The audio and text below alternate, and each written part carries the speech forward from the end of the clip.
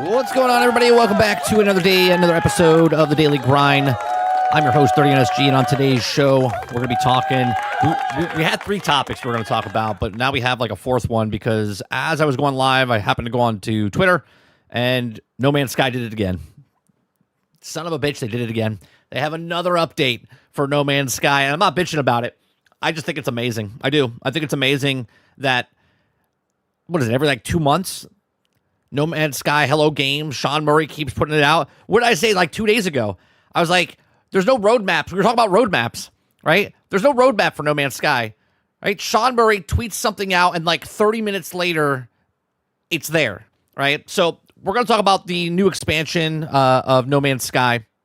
We're going to talk about Battlefield 6 officially nerfs the XP farm servers into the ground, draining them of nearly all XP. Who could have seen this coming, guys? Who could have seen this coming? If there was only somebody that could see this coming. Another story we have is Battlefield 6 Battle Royale game mode leaked. We'll talk about that a little bit. Will it be good? We're going to try it. It's free to play. Why not?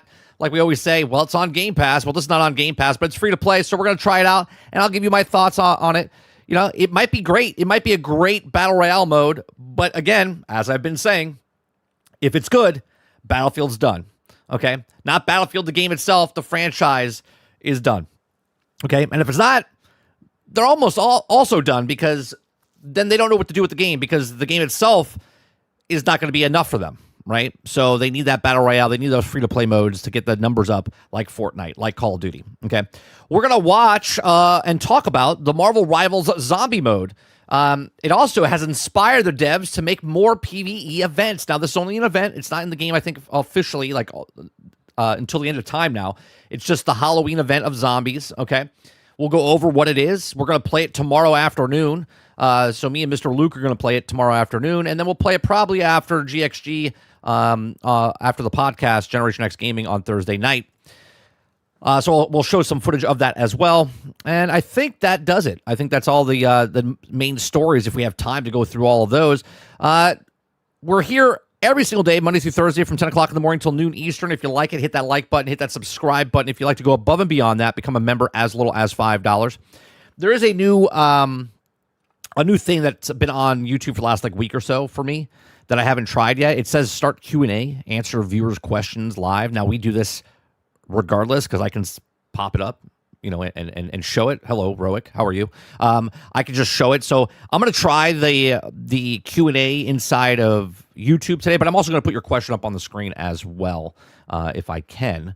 So we're going to try that today during the show. What's going on, chat? What's going on, Big Mo? What's going on, Altern, Eclipse, Ray? Kylo, good morning. Sarge, what's going on? Roic, good morning. How's everyone doing? I guess we should start off with the No Man's Sky, since No Man's Sky just posted this. Okay. So it's called Expedition 20 Breach. This is a new expedition that's coming out. Now, obviously, we knew the expedition was coming in, but here it is. It's like a month afterwards. It says, hello, it's hard to believe it's only been a little more than a month. There you go. Since our tiny No Man's Sky team launched this super ambitious Voyagers update. We spent over a year pouring a lot of love into it. It's also been incredible for our team to watch the reactions and see us in the highest player numbers since launch. Just think about that for a second. The game is 8 years old. 8 years old. And they've seen their highest player number since launch. They're not selling microtransactions.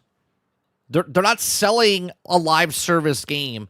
They're not constantly berating you with like loot boxes or anything like that.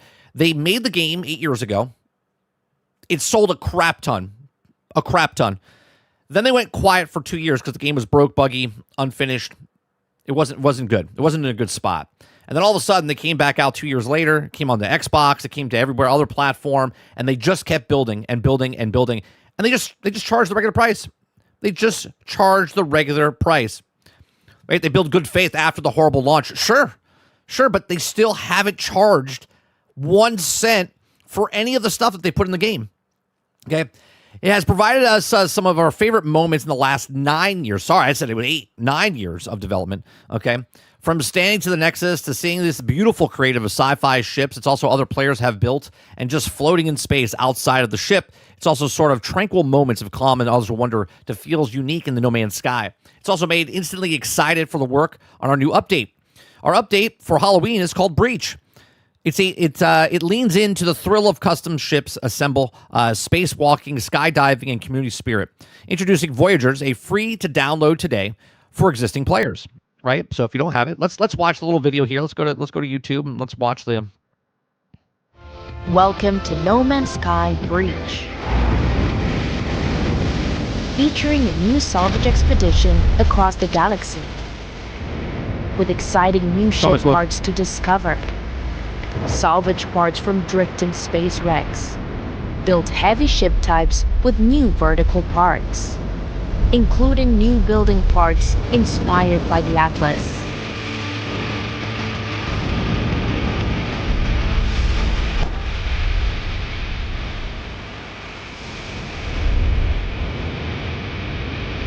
Our journey continues.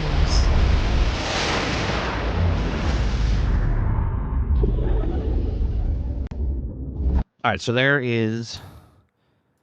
So let's go down what it has here. Breach Expedition. Breach Expedition. Can I make this a little bit bigger? Yeah, I can.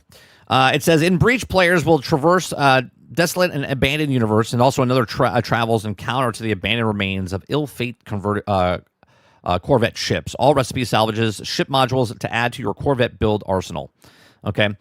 Excavating these wrecks will yield an array of Corvette pieces, including vertical parts, which also unlock a whole new range of build configurations for more creative designers.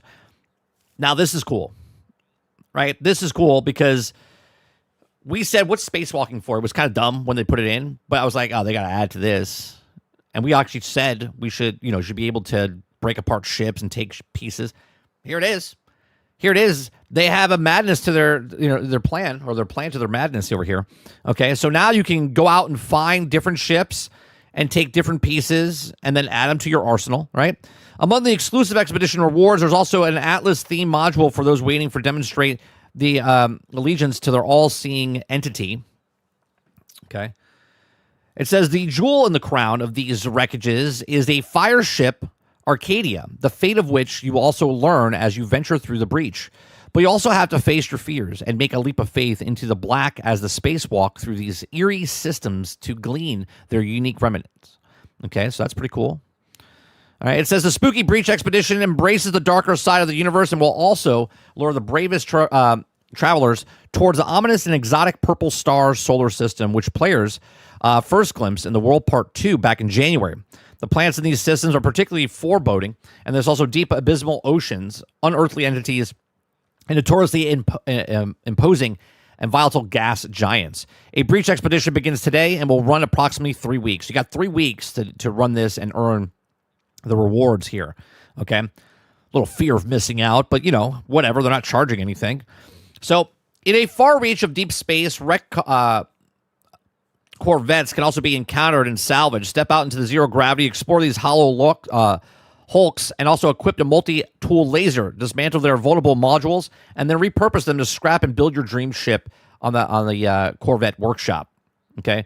New Corvette modules. A significant number of Corvette modules are now salvageable from deep space, Corvette wrecks, and planetary scrap heaps.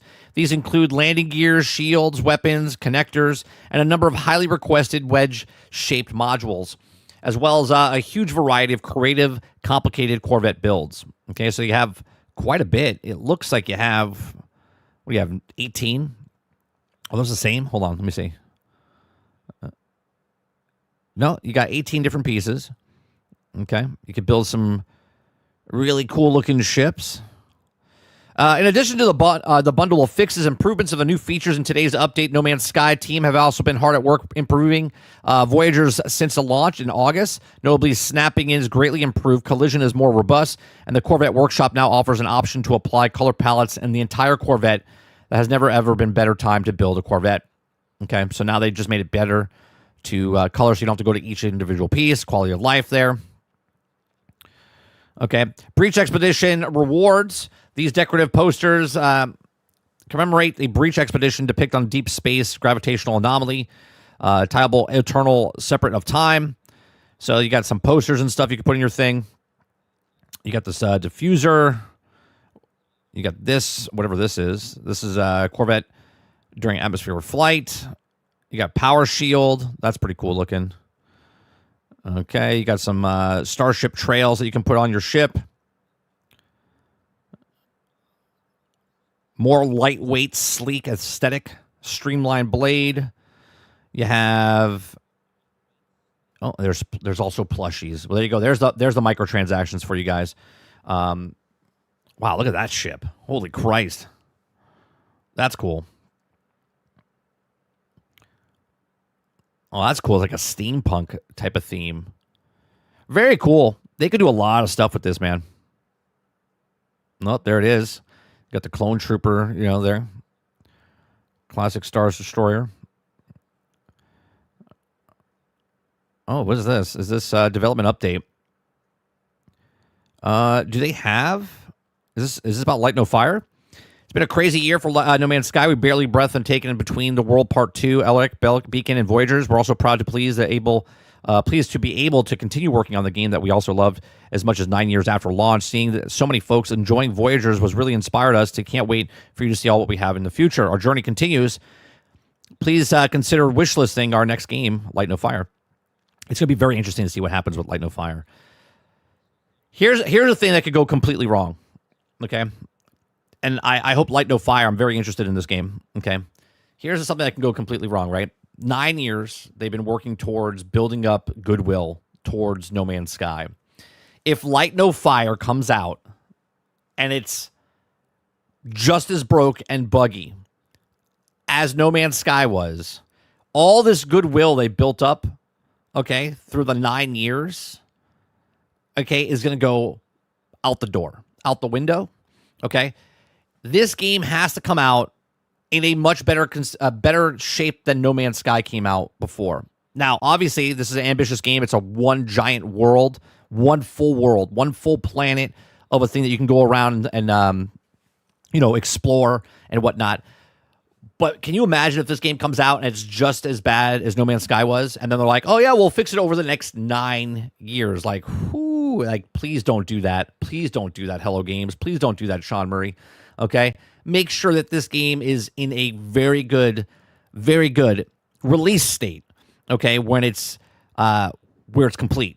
Otherwise, all for naught, man. But we'll see. We'll see. I'm pulling for Hello Games. I'm pulling for Sean Murray. I hope he doesn't have what happened last time for No Man's Sky. I hope Light No Fire comes out and it just blows people away and it's fantastic. And it's fantastic when it comes out. But there you go. No Man's Sky has another update that just came out. It's an expedition. It's here for 3 weeks. So make sure you go out, give it a shot. If you already own the game, there's no harm to going back in and trying it out. Maybe I'll do it with my son. Maybe. He likes playing more creative mode. He doesn't like going through the whole quest line and stuff, but we'll see what happens. Roic says, I tried to get into it, but the new player, there's so much content, it's a little overwhelming. Well, you should have got in 9 years ago, Roic. You should have put 9 years into the game so you're not overwhelmed with it. Ron says, Nicki Minaj plus No Man's Sky equals Nicki Minaj Sky. It's good, Ron. It's good. Negative 2 points today. Starting off slow. Eric Jones says, No Man's Sky sounds like a game created a white man. No Man's Sky sounds like a game created a white man. I don't know what that means.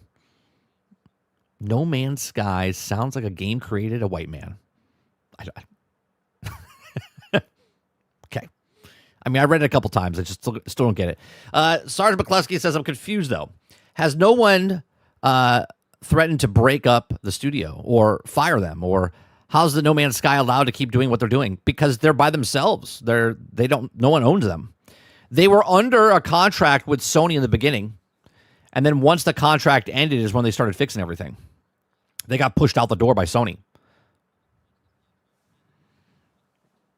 No one ever brings that up, by the way. Everyone just says that No Man's Sky came out broken, buggy, and Sean Murray was the problem. But no, it was Sony, like, tossing him out, putting him on talk shows, hyping up the thing because they gave him money, right? And then when the contract ended, because it came out for Sony and PC, And then it was exclusive for PlayStation on console. It was on PC. And then they went quiet for 2 years. They couldn't do anything. Then they announced Xbox version and Nintendo Switch version and everything else. And then they opened up and they started making the game better. But they had to wait for that contract to end with Sony. Eclipse says, this is what I'm waiting for. If it's broke, then screw them again. That's how it works. What have you done for me lately?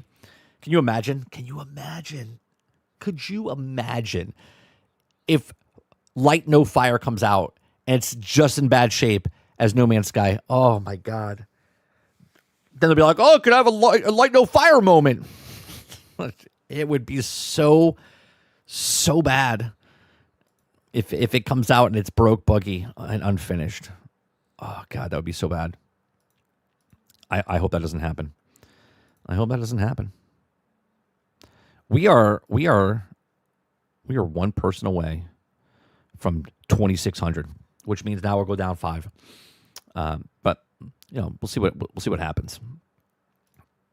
All right, let's talk about. You guys want to talk about Battlefield next? Or you want to talk about Marvel Rivals next?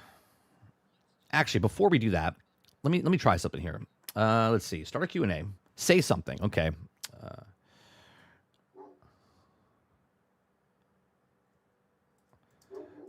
Let me know what you think about no. Yeah. I think someone's at my house. Give me a second. Let me check the cameras.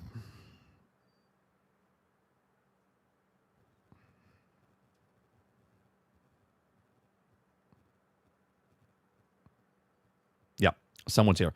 Give me 1 second, guys. I'll be back in just a couple minutes.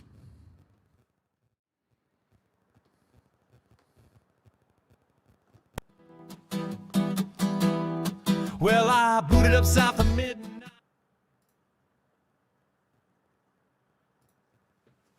Well,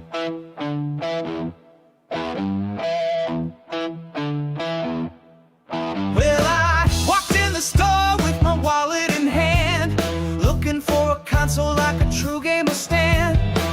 Saw the price tag and I nearly went blind. Said, why does this PS6 cost more than my ride? I said, don't be mad. Don't make a fuss. It's not our fault. Blame the previous POTUS. I said, what? He said, yeah, it's true. Trump's tariffs got the prices going through the roof. So blame it on the tariffs, baby. Every single cent. That Switch Pro's price tag, that's where it went. Xbox costing more than my college degree. Cause Trump's tariffs hit the HDMI. Allegedly. So next time your wallet feels the burn, remember tariffs took a left-hand turn.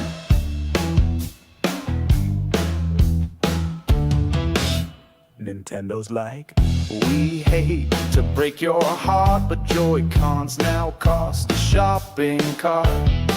Sony's like, we had no choice, we added haptic rain and a common voice.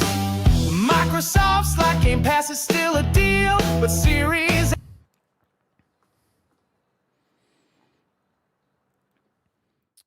All right. Sorry about that. I don't know.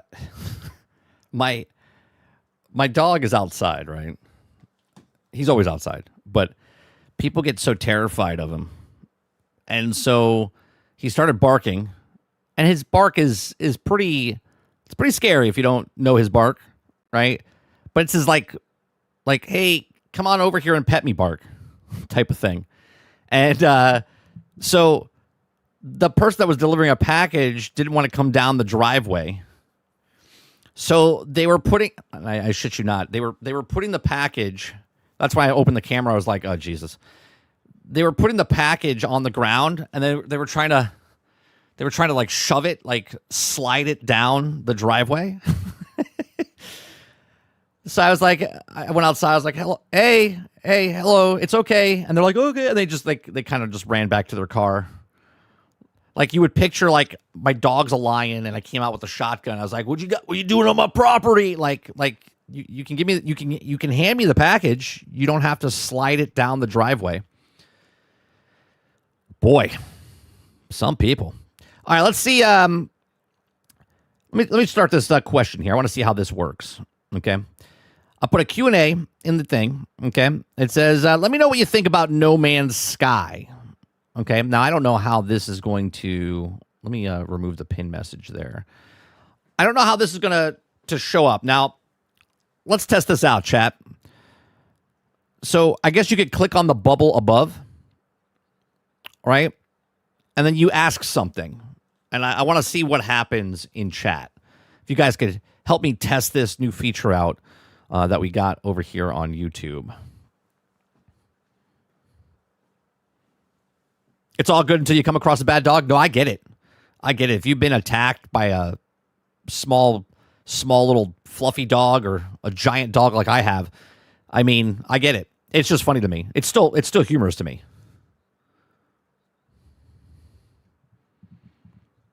Dog's the same way. He's a boxer / pit mix. My dog looks like he's 150 pounds. He's not. He should have been. At least that's what everyone told us when he was a puppy. He's about 90 pounds, but he's big. I mean, he's big. Like if he stands up, he's just like if he stands on his back legs, he's as tall as me. His head is as tall as me. When he stands next to me, I can pet him without even bending down. Like he's a big dog. He's an Italian Shepherd mixed with a Great Pyrenees. He does exactly what he's supposed to do.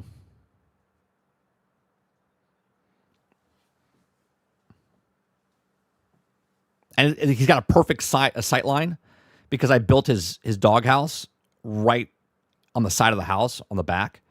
And he has this nice lawn that he can see right in front in the driveway. And he just peeks his head out. And he's like, who are you?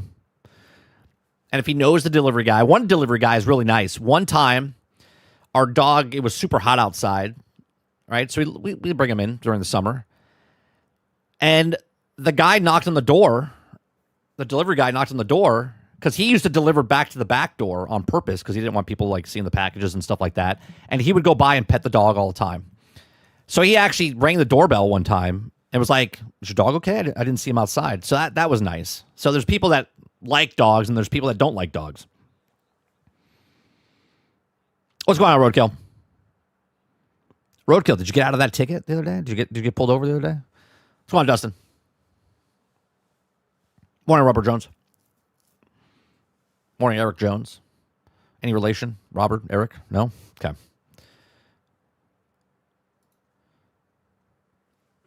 Let's see. Eclipse did a thing. He did a thing. Let me see. Now, if I click this, it says... select question. Now, if I select the question, it pops up to the very top and it says, how do you ask a question when you ask a question? It's a good question. It's a good question. I can't put that up on the screen, though. Like, I can't put it down here because it's in a completely different menu system over here. But thank you for putting the question. How do you ask a question when you ask a question? Yeah. That's what we did. Okay. So you go. Let me know what you think about No Man's Sky. I guess I should have said, let me know what you think about the expansion for No Man's Sky. All right, so there you go. So it actually goes into a separate category. Thanks for that, Eclipse. Now we know how that works. And then Robert Jones says, is this how you ask a question? Yes, this is how you ask a question. We'll put that up there for you. There you go. This is how you ask a question. There you go.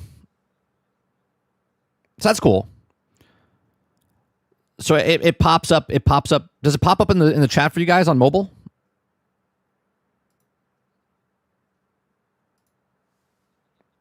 All right. So then we'll end that Q&A. So now we know how that works. Cool. And then it goes back to the thing. Nice. All right. So now we know. That's cool, Jones. I've been putting this up on the screen for almost a year, and that's cool. The thing that they put up on the little bar up at the top. I'm putting you on prime time real estate right here on the screen. This is cooler than what they're doing. Come on now. Morning, Runner Rose.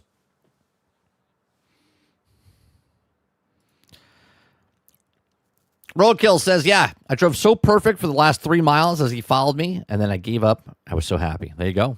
It's usually what happens. You piss yourself a little bit. You're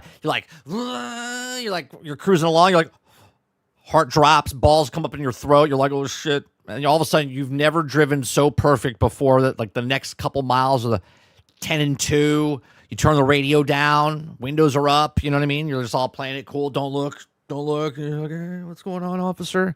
I know. That's exactly what happens. Yeah, that's what happens.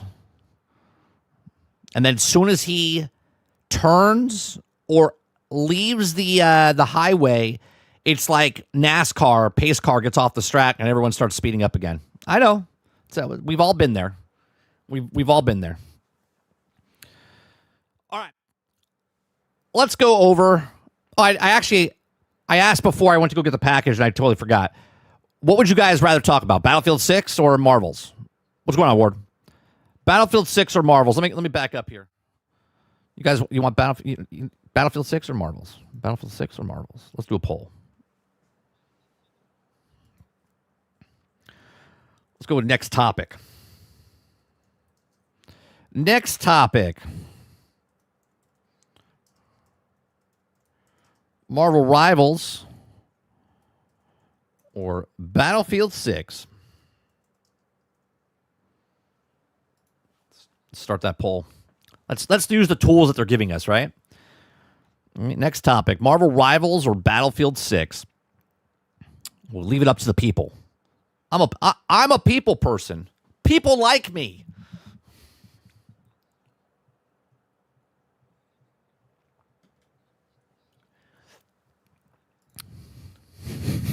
I love that movie. Office Space. I absolutely love that movie. It's fantastic. You sons of bitches, I swear to God. You're gonna make it a 50-50? What's the point of a poll if I have to choose? I could have just chosen in the beginning anyway. Come on. There's 24 of you. I know some of you are lurking. Most of you are lurking. Just pick Marvel Rivals or Battlefield 6. I'm leaving it up to you guys. Don't leave it up to me. If you leave it up to me, I won't talk about either of them. I'll talk about something else. One of you sons of bitches, is just you're clicking back and forth. You're clicking back and forth. I know. Jesse, what's going on, Jesse? He says Marvel Rivals all the way. You're sitting here, you're playing the system.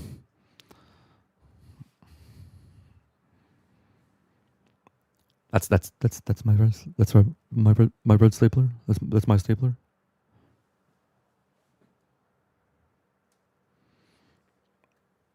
That's my red stapler. Oh, now what's happening? Okay. My wife's picking out flooring. I know what I'm doing this weekend. Winzo says, "Good morning, 30." When I hear people person, I think back to the day where one guy would say, "People power." What's people power? What's people power? Roadkill says 50-50. You talk about both. Split your time in half. That's it. We're going to talk about Battlefield 6 and the Battle Royale, and Marvel Rivals has got a new game mode coming out. And let's go back to the XP problem in Battlefield 6. And I hope Marvel Rivals' new PvE mode is fantastic. It's like I'm confused. What is he doing right now? Is he talking about Battlefield 6 or he's talking about Marvel Rivals? I'm engaged. I'm engaged. Eclipse says, but Marvel Rivals will make me happy. I want to talk about that last. That's actually a good point, Eclipse. Oh, I forgot to add, we do have one more thing. We're talking about Arc Raiders. I'm going to do that video from Dry Bear Games that you posted because I want to know what he has to say. I liked this video yesterday. So we're going to end with that. We're going to end with the Arc Raiders, the reset, character reset. We're going to watch that video. And we're going to talk about the news stories first, then we're going to watch that video. That's what we're going to do. So that'll make you happy. El Dente says 50-50 has to put both news on the screen and alternate reading one sentence at a time. Yeah. Cut and print. Roadkill says, how's the internet been in Florida? Up here in Rhode Island, it's been garbage. The last couple days, it's been really weird. But when I talked to, I brought it up yesterday on stream. We were playing with Mr. Luke. He was saying that the AWS, the Amazon servers like went down, so the whole thing went to shit.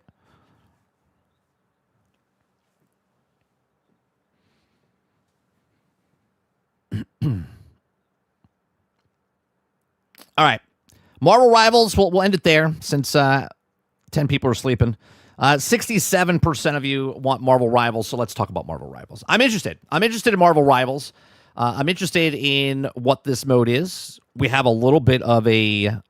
I guess we'll watch the video afterwards. Let's read the article first, right? Let's read the article first.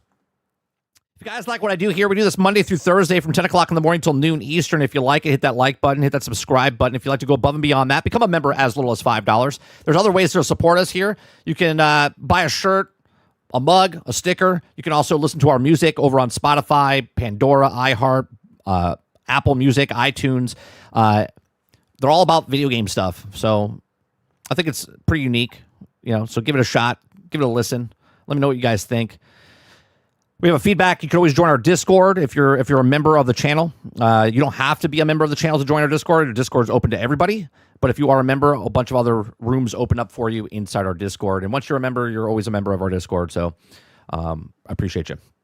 Unless I ban you because you do something stupid, which there's only 2 people. So it's a short list. All right. Marvel Rivals. Marvel Rivals Zombie Mode has inspired devs to make more PvE events. Now, I'm really excited about this PvE event. Now, I said before the game even came out that they would add a PvE mode, okay? I said this because Overwatch 2, I should say, they came out and said they were going to put a PvE mode in Overwatch 2, which they never did. And then they announced Marvel Rivals, and I was like, oh, man, they have to put a PvE mode and do what Overwatch didn't, okay? And then this would prove that Overwatch should have done the PvE mode. Now, yes, Overwatch did this in the past. What they did with Junk, what was his name? I forget what his name was. The Junk one for Halloween event, right? I forget the guy's name. Help me out, chat. Junkster, Junkrat, Rat Junk. I forget his name. Anyway, they had the Halloween event in Overwatch. Now they're doing some sort of event here inside of Marvel Rivals. Now, it's just one small event. It's not a full-on PvE event where you're like leveling up with your characters and whatnot. There's only a certain amount of characters you can use. And it looks cool. And I hope it is cool. Okay. And I hope they do more of it because, again, I've talked about this in the past where PvP lasts, but if it's like an esport, right? It lasts. It's popular. A lot of people watch it. There's a bunch of people that play it. Hundreds of thousands, millions of people play the game. But in the longevity of the game, people don't constantly want to do PvP. This is why Destiny, in my opinion, has lasted so long. Okay. Yes, Overwatch has been around for 8 years or whatnot, 9 years. Okay. But Destiny lasted long because when you play the game, you're like, you know what? I'm going to play PvP. And you're like, I'm kind of tired of PvP. I'm going to go play some PvE. You don't go play a different game to go get your PvE, right? You're still in the same ecosystem of Destiny. You played the PvE, you go play PvP, you do co-op, you play solo, you do a bunch of different stuff. Marvel Rivals, what they did, I said this well over before the game came out, over a year and a half ago. I said when Marvel Rivals comes out, they need 40 people at launch. They need a PvE mode. Those are the 2 major things I've said for this game. And well enough, they have 40 characters, well over 40 characters, or going to have over 40 characters, okay? Not at launch, but they have 40 characters, and they're bringing in more, okay? And I said 1 a month. Everyone said it's not possible, and they're doing it, okay? So they've done all the things I've asked, and I thank you. I thank you. All right? But now they have this PvE event, and I hope this PvE event is banger for them because I said a while ago that they could sell the comic book type of stuff, right? So let's say you wanted to play Captain America or you wanted to play Thor or you wanted to play Spider-Man. They could make PvE type of stories in the game. And if you're a PvP player and you have no interest in that, then you wouldn't buy it. But if you're a PvE person and you wanted to buy it, it would sort of be like, a cheap war bond type of thing where it's like maybe a $5, $10 type of thing. You get their own comic book in the game. So let's say you wanted to play Spider-Man, you would get the comic book. It would have 4 pages in the digital comic book, and each cell was like a story, right? It would be like you're playing the story, and then it would unlock, and then you would play that story, and then they can continue on. If it sold well, then maybe they make Spider-Man issue 2 or whatever it is, and it's based on whatever's happening in the game. I think if they did this, it'd be phenomenal, because if you're playing PvP and you're like, you know what, I'm kind of tired of playing rank, I'm tired of doing other stuff, I'm going to go play some PvE, unlock my Spider-Man, unlock my Thor. They have 40 characters. Imagine this. 40 characters, 45 characters, 50 characters, 60 characters, and each one of them has their own individual comic book story that you can pay $10 to do, okay, to unlock more stuff, cosmetics for the actual thing, emotes, or whatever it is, and you have the digital comic book inside the game. That'd be pretty cool. You don't need to do cutscenes. You don't need to do any of that. You could just keep making content PvE-wise. Then if you wanted to make a game sort of like Marvel Ultimate Alliance, or if you wanted to do Marvel's Avenger type of stuff where you're going on quests and doing different things, you could do that. Imagine leveling up each of the characters in the game. You're a Blade main, you're a Scarlet Witch main, you're a Hulk main, and you're just going from level 1 to 30 or whatever it is, and you unlock their abilities as you play in the PvE mode. That would be something that would be pretty cool. So I don't know if they're going to do any of this, but I do know there's a PvE mode, so let's talk about what it is. Marvel Rivals has answered the prayers of the community with the Zombies PvE mode launching later this month, inspired by Marvel Zombies Disney Plus show, which is also another cross-promotion, by the way.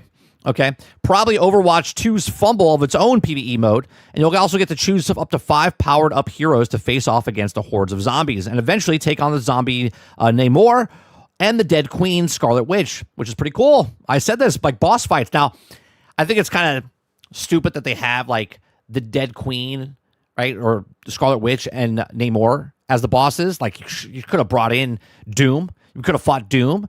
We could have fought Mephisto, right? We could have fought all these other bosses that they already kind of put in the game, and this opens up a whole thing here, right? Because if you can bring in, and obviously they already have the characters in the game, so that's why we're fighting them.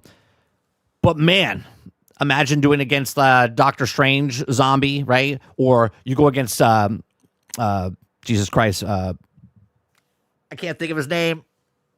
Thanos. Holy Christ, my brain just went numb. Right? You can play Thanos, you can play Doctor Doom, Doc Ock, like actual bosses. Galactus, how cool would that be if you had to go up against Galactus and whatnot? So this mode will let you play as Blade, Magic, Punisher, Thor, or Jeff. I don't want to play Jeff. I don't want to be a healer, okay? Each with the amped up powers and unique abilities to deal with the horde of its generals. However, it seems, though, that the PvE mode may not be the one-time thing for Marvel Rivals. Marvel Games' executive producer, Danny Koo, has hinted that much more such modes could be on the way. Could be. That means it is on the way, but you have to play it. Make sure you play it, okay? It says more PvE modes could be coming to Marvel Rivals. Okay? In an interview, Koo revealed that the mode came into being after a conversation with Marvel's Animation, who told them about the Marvel Zombies show. This prompted some of us, the devs, to think about a PvE mode based on the series with a similar cast of characters. Thus, the natural fit for the dev team saw it. As for more PvE modes, Koo said that there is a lot of ideas or requests already in place. Even though that this is the first one, we'll explore making more PvE content based on players' feedback, depending on what they would like to see. We already have a lot of feedback, even though we haven't even launched yet. You know, players want to see X-Men versions of Sentinels, right? Or Ultron takeover. There's also a fight of Ultron bots. It's limitless. It is limitless. And if you screw this up, it'll go down in history as how do you screw something like this up, okay? You have 80 years, tens of thousands of comic books, tens of thousands or thousands of characters, different storylines, different shows, different movies, right? You could do whatever you want. You can make horde modes. You can make leveling up situations. You can make roguelikes. You could do whatever you want with this game instead of just making it a PvP and leaving it as that, right? PvE will keep this engine going. People coming back every time you go, hey, there's a new story. new thing, new character, new boss to fight. Okay, I even said this with Marvel Future Revolution back in the day. Okay, it was a mobile game that you played on the PC and also on mobile. You would just do boss fights. You would go down the boss fights and fight Kingpin and Green Goblin and the Sandman. You would fight all of these different guys, and it was fantastic. It was like a blitz run type of thing. So let's see. They show, this is the trailer. I don't want to see the trailer. I want to see the actual gameplay. We have a gameplay in a second. It says, of course, this all depends on how Zombies PvE mode is received by players. With Halloween just around the corner, many players will get the itch of something spooky, and Marvel Rivals Zombie mode may just be the perfect fit. While those perspective of PvE modes do sound enticing, perhaps we'll see more, like the Avengers facing off against Doctor Doom once the Avengers Doomsday gets closer. That's another great promotion. That'd be another great promotion thing to do. So let's look at this gameplay footage of the PvE mode.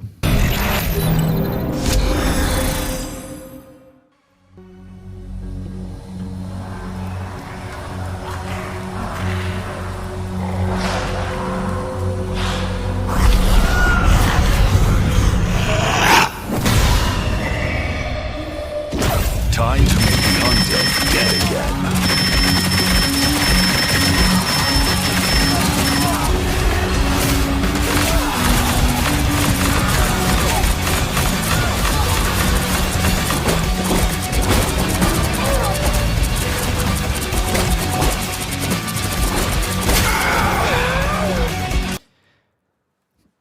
I'll let it play. I'll let it play, and then I'll say something. Slice and dice.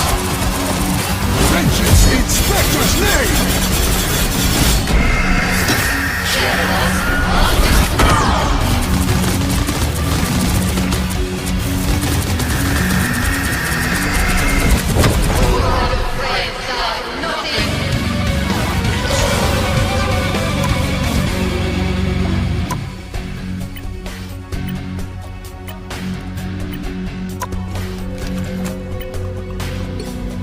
Okay, so it looks like there's leveling up.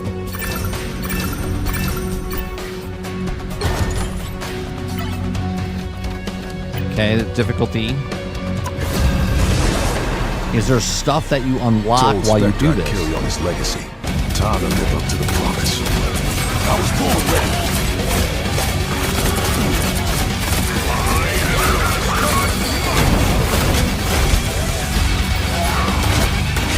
Unbounded gods!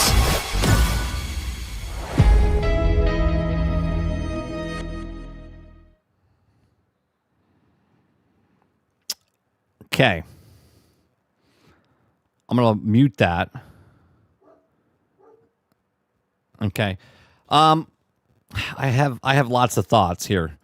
So here's a problem I see. Now obviously like a horde mode, right? As you said, Bat, right? That it looks like Mega Block on Marvel Rivals. It does seem a little bit like that. Now here's the thing. If this takes off, it looks, again, small sample here that we're watching here of a less than half a minute basically of them showing actual gameplay. It does seem a little weird.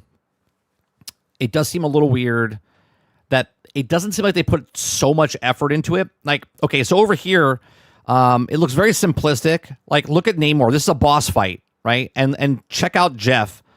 He's just destroys him. Now, I don't know what level it's on. I don't know if it's on the easy mode there, if it's on a harder difficulty. Okay. But I hope there's some sort of boss mechanic when you're fighting the bosses and you get to that level, because in this clip, it doesn't seem too, thrilling. It looks like you're just going to sit there and put, like, you see him doing damage, like AoE and stuff, but it seems like he melts him pretty fast. And again, with Scarlet Witch here, she looks like she has some sort of game mechanic to her, but it looks like they're just completely destroying her, and then all of a sudden, in another clip, she kills him, and it looks like a time mechanic, maybe? Like she enrages, okay? And then this right here, okay? Right here we see difficulty. You have normal, hard, extreme, Nightmare difficulty, Nightmare 2, Nightmare 1, Nightmare 2, Nightmare 3. Okay. And obviously you can see how many clears wave reached or whatever it is. You see the level 39. So, love you too. There's a event level. That wasn't to you, chat. That's to my wife. There's 5 characters.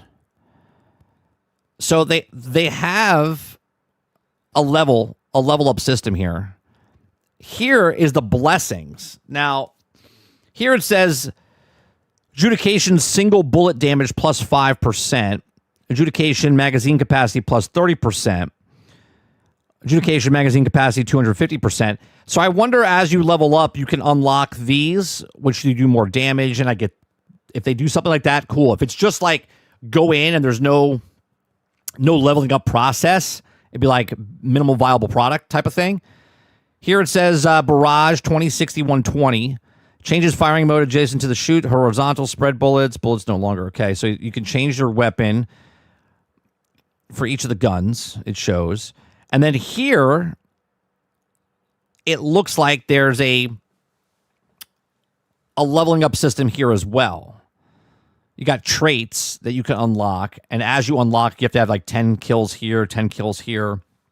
Then it looks like it goes up. It says assignable points 39. So he's level 39, so he's got 39 points to put into the actual thing. So as he equips it, he puts the thing that he wants to equip, and then increase single bullet damage of adjudication, damage 6, 8, 10, 12, 18, 20, 22, 24, 26, 32. So there is a level up process. So he spent the 30, and he's got 39, so he's missing 1 point out of this. So he's putting more towards the shotgun than the actual assault rifle. It looks very... So maybe 40 points is it. 40 points is the max. Level 40 is the max. You go and you decide what skill tree you want to go to. This looks like the Fortnite mode. To me, that Fortnite mode is way better. We'll see what it is. Here's what I'm hoping. Right, I'm excited for it because of the PvE, but I hope they put a little bit more effort into it. I understand that they're dipping their toe into it, and this is the first PvE event. If it does well, they'll add more to it. But if it's just bare bone, like if we play it tomorrow afternoon, and by tomorrow afternoon, after 2 hours, if I'm pretty high level, I'm going to be like, you only get to use 5 people. If you level up really fast, probably not. It'll probably be a little hard to level up. And then also, is there something that you get by beating each of the things? Cosmetic skin, something along the thing, maybe an evolution of the skin. So maybe if you beat it on easy, unlock the skin or normal. And then as you go up nightmare level, maybe like things happen on the skin itself to show you that person completed that, and it brings it back to the normal game type of thing. I don't know. I think they have to do some sort of incentivize people to do it, right? It doesn't look terrible, but it also doesn't look too thrilling either. I think it's gonna get old pretty quick. Now, I'll take my words back when I play it tomorrow and go, you know what, this is actually pretty fun. If it's like a mindless fun type of thing, cool. Right? But if there's no substance to it, it's going to get boring really fast. And then you'd be like, it doesn't look good. Yeah, it looks very bare bone at least from this video. Here, let's watch it again. We'll watch it again. Okay, we'll watch it with no sound. But it just seems very hack and slash, vampire survivor-esque. You know what I mean? I haven't played Mega Bonk, but I hear that's fun. But am I looking for that type of game inside of this game?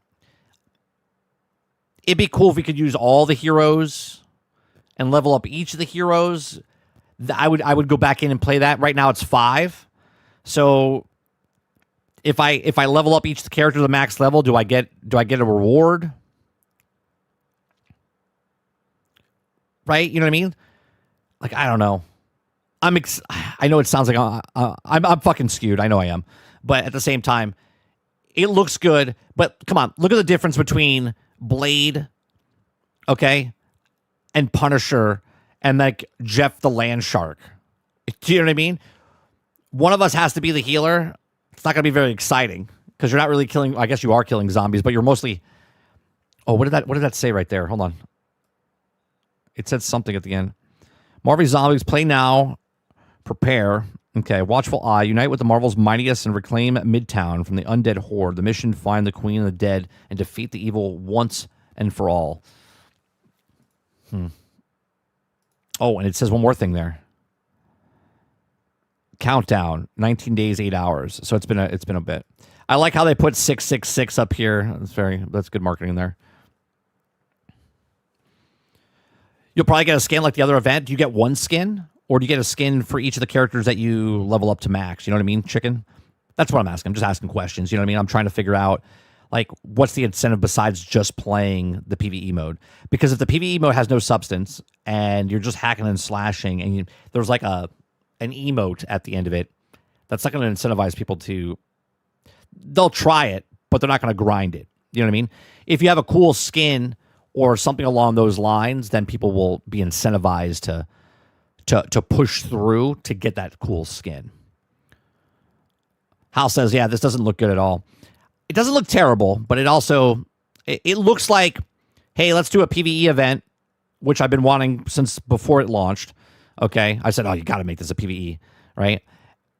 It does seem minimal viable product. It does seem like that, Sarge. It's to test the waters out. Here's another thing. Once they do this event, the next event, is it like the same horde mode, but it's just named something different? We'll see, though. Like I said, I'm excited because they have a PvE mode. We're going to play it. But I would have really liked if we could pick any character to play in the game mode, not the 5. Like, it would have been awesome to use Daredevil. It would have been awesome to use Wolverine. It would have been awesome to use any of the characters that you want. And the longevity of this, again, it would have been really cool.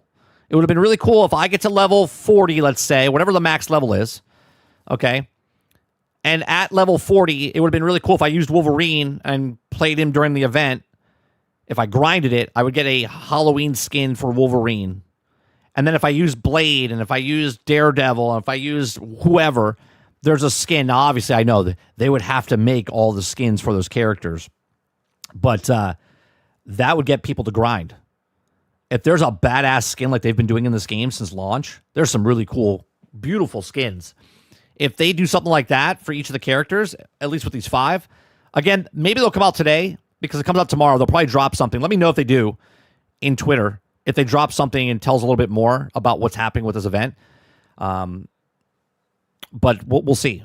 Again, it doesn't look like shit, but it does look bare bone. It looks like minimal viable product. We'll see what happens. We'll see if it's fun. If it's fun like Mega Bonk, where you're just playing and you're like, you know what, this is actually pretty fun. Cool. But there's also needs to be that carrot at the end of the stick. All right. These are my thoughts. Let me know yours in the comment section down below. All right, next thing we're going to talk about is Battlefield 6. There's 2 stories here. There's the one about the Battlefield 6 Battle Royale game mode leak, which I think we'll go over first, and then we'll talk about the XP nerf that they've done to the game. Crowded House says, at the same time, I kind of expected this. Like minimal viable product, House? Like bare bone? Eclipse says, if the zombies look better, I would like, but the zombies are like generic asset flips or something. Yeah. But at least it's something in the game that we actually can go up against NPCs. I mean, they're brain dead, they're zombies, and they're brain dead NPCs, but at least there's something there. This is a foundation they could work on, right? I don't think we're going to get NPCs that are as good as like Arc Raiders, but at the same time, at least this is a ground level for what it is. Remember, it's a free-to-play game. It is a free-to-play game. Jesse says the World War Z version of Marvel Rivals PvE Zombies mode characters are. Winzo says is more excited for Power Wash 2, and it comes out the same day.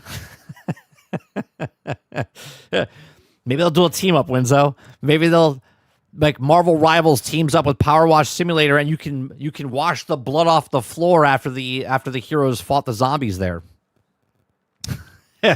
Chicken Curry says, yeah, hopefully they do that. It would have been cool if they just let you play any of the characters, not just the 5. But I get it. They're like, let's pick 5 characters and put them in, and we'll see. Hal says, yeah, I expected something very basic. Marathon will definitely be better. Yeah, Power Wash Simulator. You watch the courtyard there where all the zombies got murdered by Thor.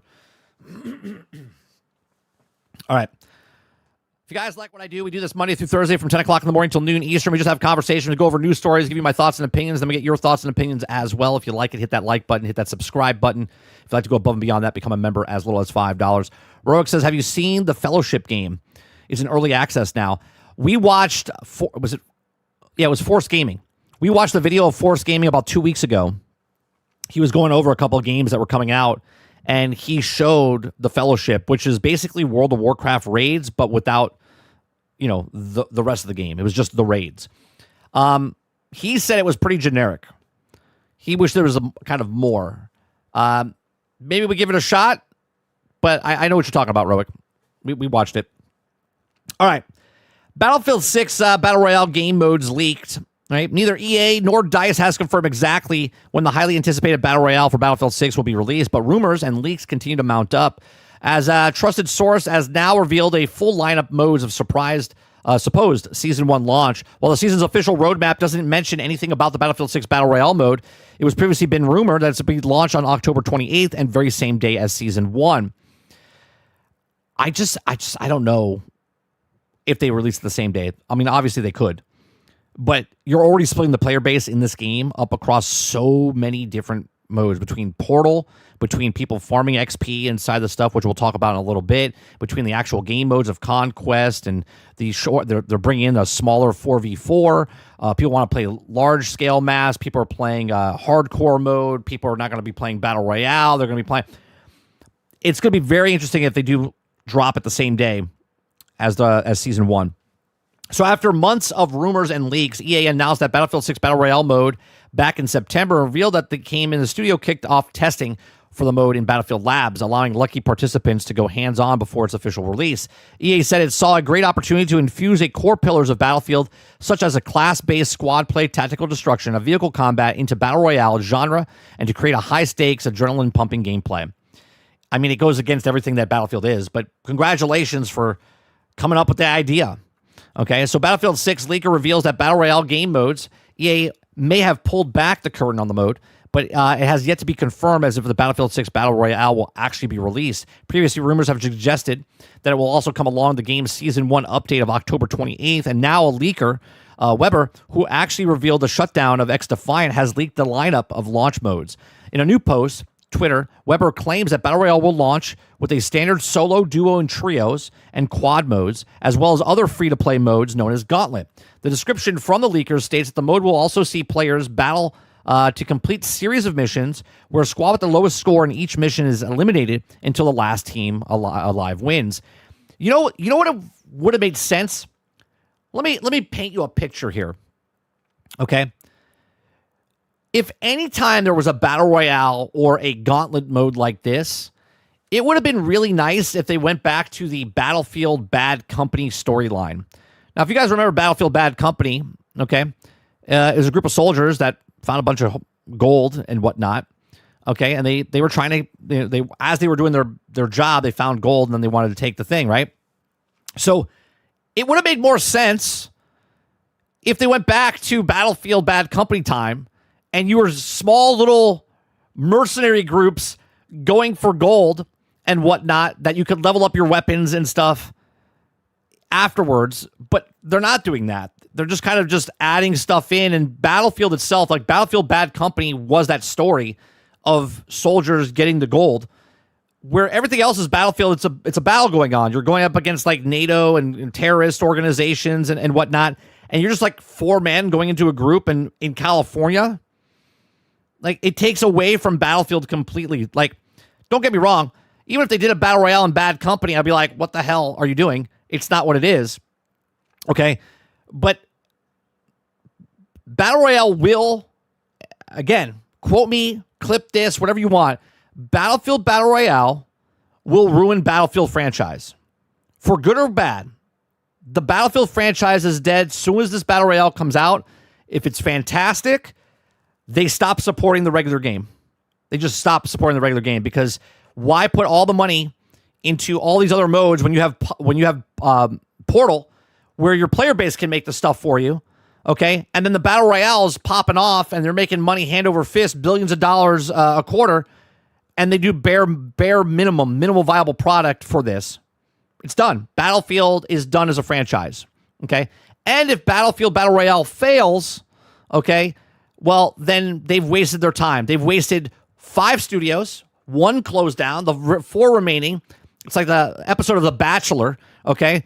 Maybe 1 more will get let go, because Battle Royale, if it fails, they will lose another studio or close another studio down, okay? And then they'll pivot again, because they don't know what they actually want to do, okay?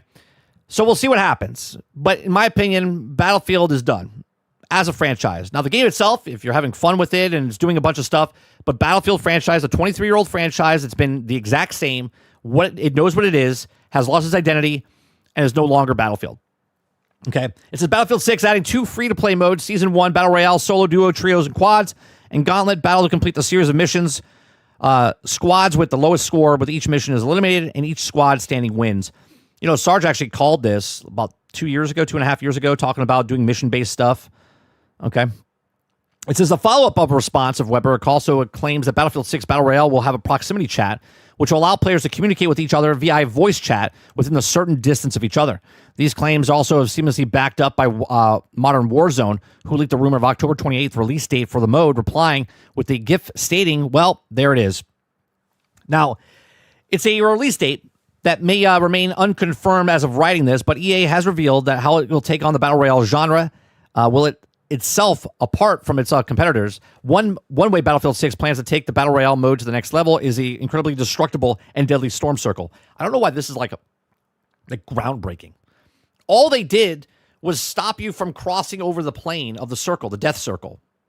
So instead of slowly killing you, it instantly kills you. Okay. What a mind-shattering advancement in Battle Royales.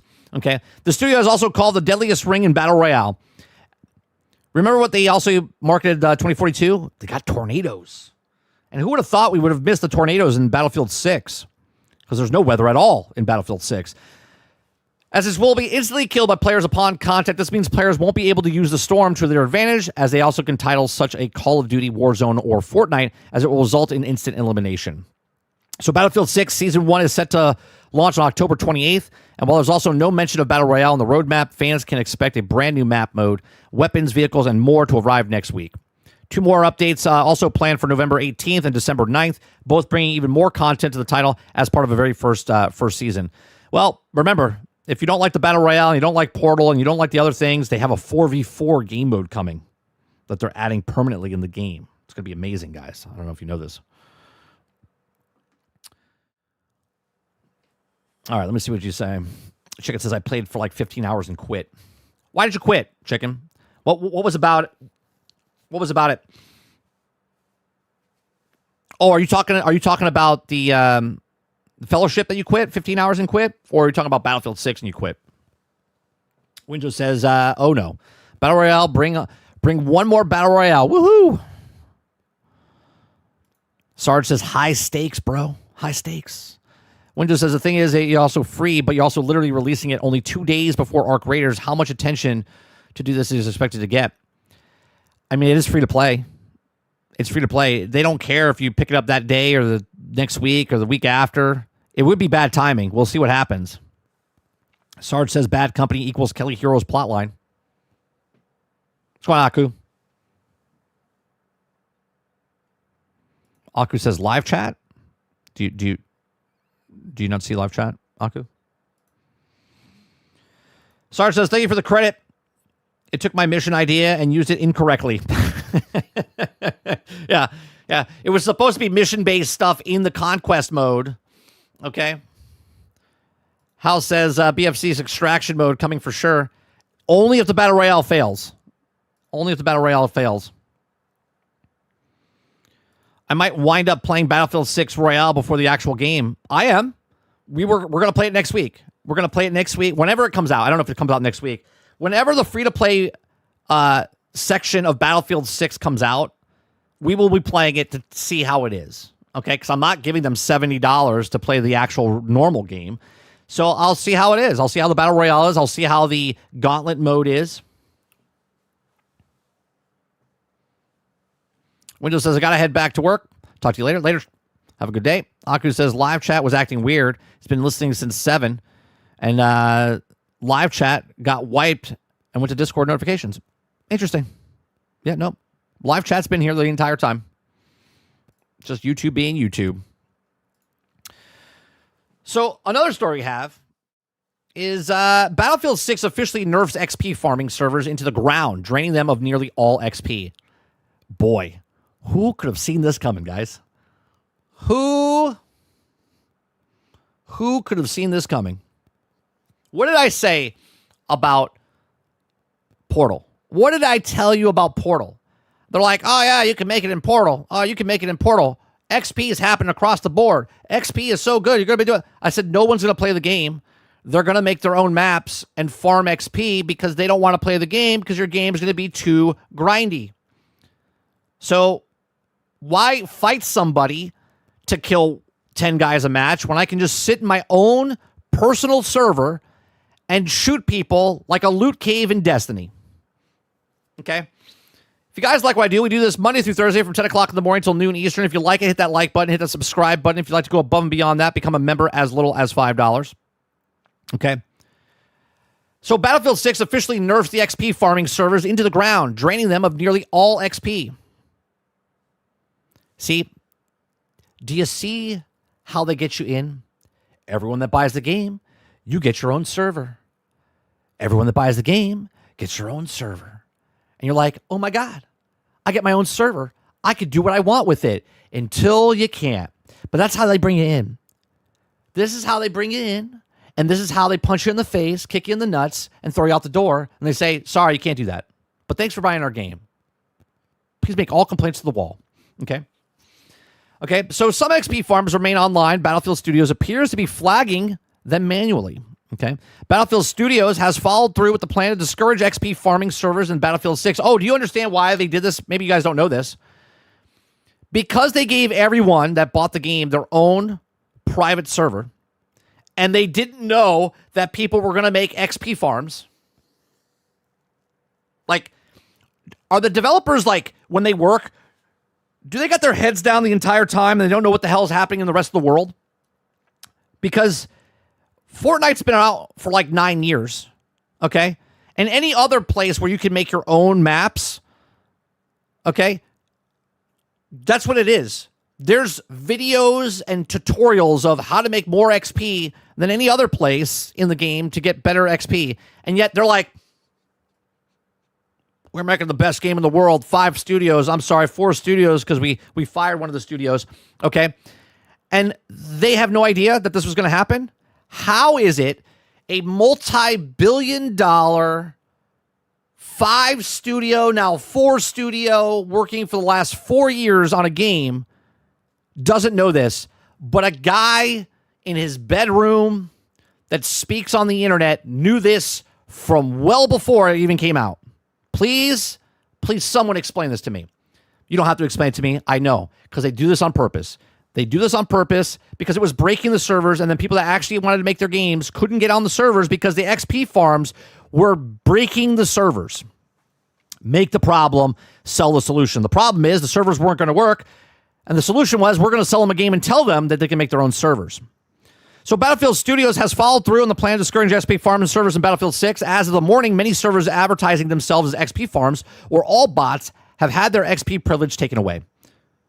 You guys can do this yourselves, but we're going to take it away from you. You can still play on them, but you'll earn very precious. You'll learn no experience whatsoever.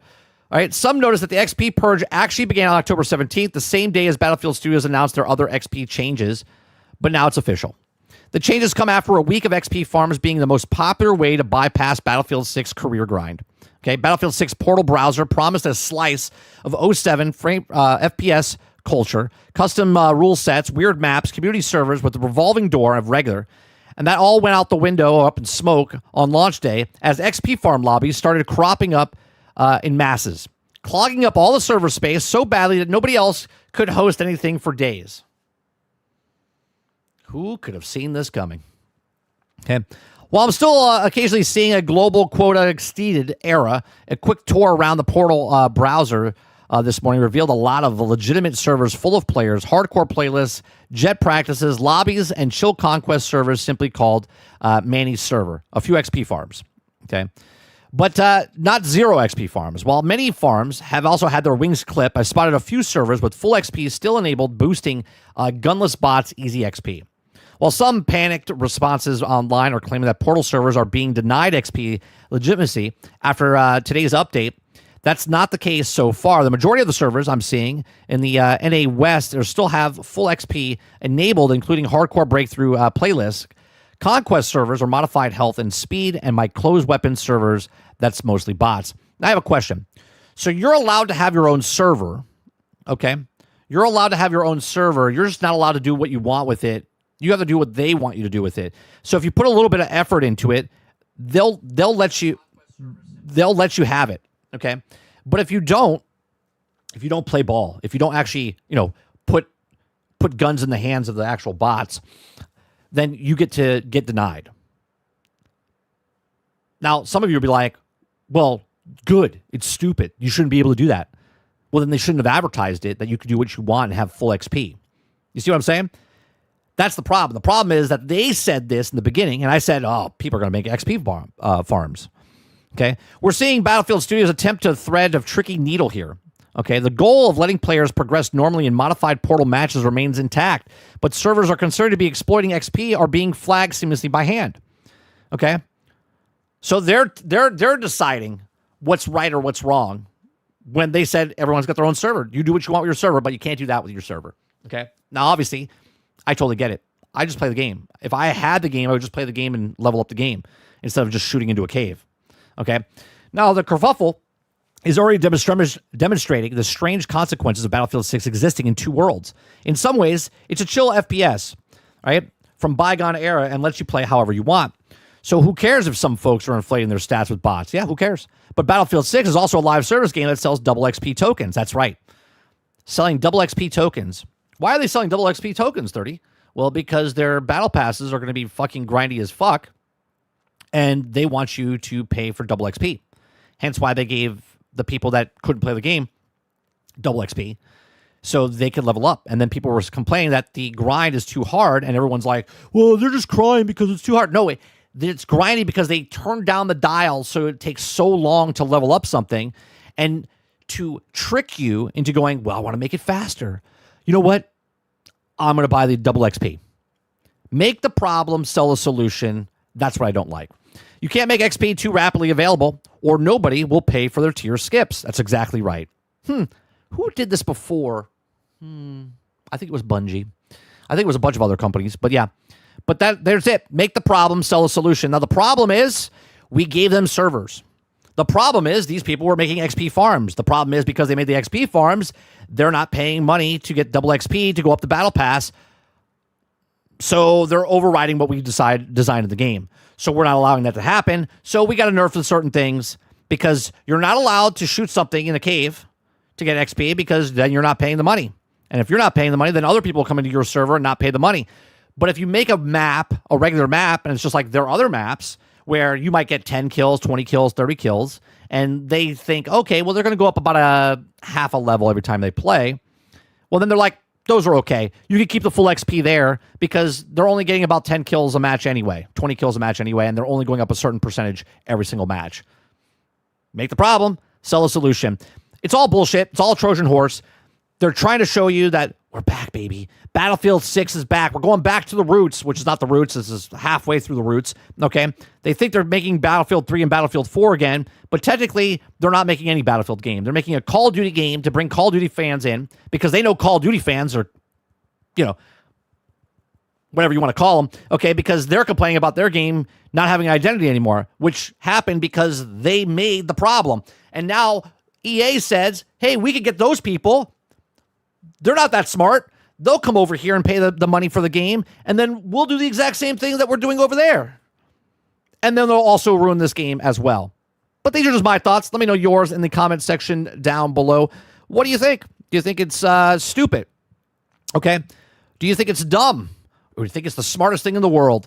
Okay, that Battlefield 6 is not only nerfing the XP, making your experience better, but also just kind of ruining what Battlefield is in general by putting a portal in there and then saying, hey, everyone has a server. Everyone can do full XP, but then, nope, you can't do that.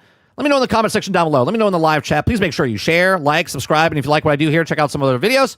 Thanks for watching. How is this possible, chat? How is it possible that I'm this right all the time?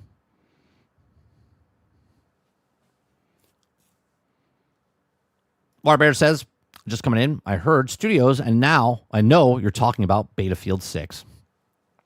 Working as intended. It's the EA way. They can't, they host. Everyone has their own server, right, bro? Everyone has their own server.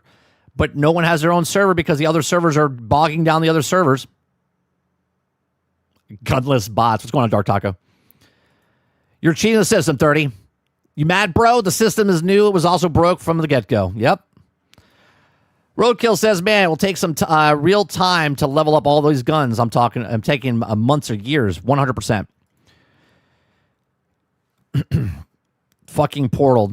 Do what you want. Right? Yeah, you can't do what you want. We want 100 million players, Arc Raiders, and COD enters the chat. Sarge says, sell two-time teens after taking the server away. Tokens. Two-time tokens after taking the servers away. Robert Jones. Sarge, teens? FBI wants to know your location. Water Bear says, Battlefield 6 is the prime example of when the star player of the team passes you the ball for the game-winning layup, and you miss it by throwing it over the backboard. Oh, God, that's true. Yeah, that's exactly right, Water. They're like, we got it. He's got the winning shot. Don't pass to him again. The funny part to me is all the cope that's happening with players that it's not about loving Battlefield. You can enjoy the game. But they purposefully, and I'm just talking about normal people that want to make videos about Battlefield 6, right? And they glaze it. That's what the young people are saying, right? Glazed.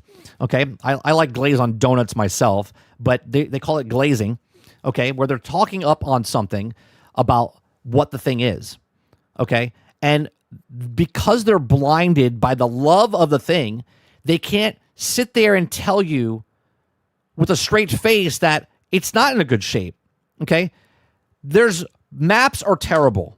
The bloom, okay, in the game has always been bad. I called it before the game even came out, before I even played the play test, okay? I said, it's always been this way. It's always going to be 6 months, 12 months, nothing. It was very smooth when it came out, but there's problems underneath the surface. They do just enough, okay? They just enough, all right?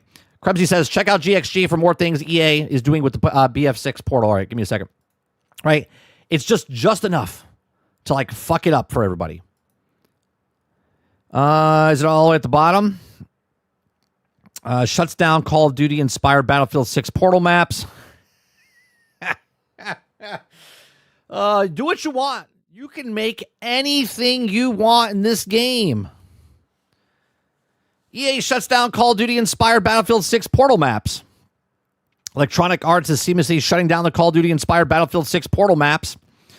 At least one instance seems to show a map based on Call of Duty map shipment is what appears to be a warning email from EA. The company says that after reviewing the user's account, he saw content deemed inappropriate due to the referencing third-party product of Battlefield 6. You guys can do whatever you want with Portal. You can make anything you want. Well, I'll tell you what, third-party products, okay, of Call of Duty, then you can't make the Space Invaders game inside of Battlefield. You can't make the SOCOM in Battlefield. You can do whatever you want in Portal. You just can't do this. You can't do it all, okay? So when going to more details, warning specifically mentions shipments first test. It had a description of the shipment 2019 edition. The email goes on to say that the user can still play, But any future violations will make a restriction put on the account, such as temporary or permanently removing EA access to the games and services. Insider Gaming has reached out directly to the EA and Battlefield studios for comments, or whenever they're removing all references to other games in Battlefield 6 Portal, or specific to Call of Duty. Should a response be received, it will be added to the story. So dumb. Play how you want, guys. Portal opens up the world. You can do whatever you want in Portal, except do anything you want in Portal. Thanks, Krebsy. That was great. Didn't they say it would happen before release? They literally have lost their identity and lost what the Battlefield players wanted. Now it's the Temu of COD. Ouch. Temu of COD. I didn't say that. Water said that. It's good, though. House says the Ackman likes it. It's amazing for some reason. I think they want it to be amazing. But it's not amazing. It's below bar of what Battlefield is. Above bar 2042. Quintar says, Star Wars Battlefront. Portal. You could do whatever you want, except not really.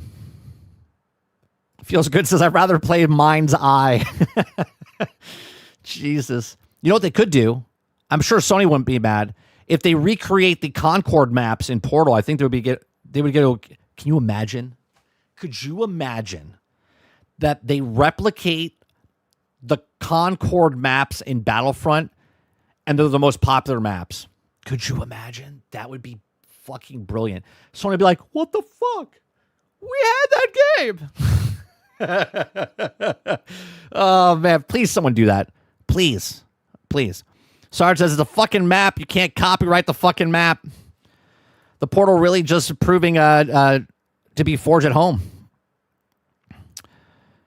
Oh, man. Nah, I can't do that, 30. Sorry. EA will shut it down. The maps in Concord were better than Battlefield 6. Mr. Luke says you can do what you want, but copy other games we don't own. I mean, instead of calling it containers, you could have called it tiny homes. Right? Dark Taco says, I'm generally baffled on how bad the maps are. Taco, are you playing? Are you playing Battlefield 6? Did you buy it? I'm not going to make fun of you if you bought it. What I'm asking is, you're saying that because you're playing it, or because you watched other people? Because I watched, and by watching people play it on opening day with all the maps, I was like, these maps are fucking garbage.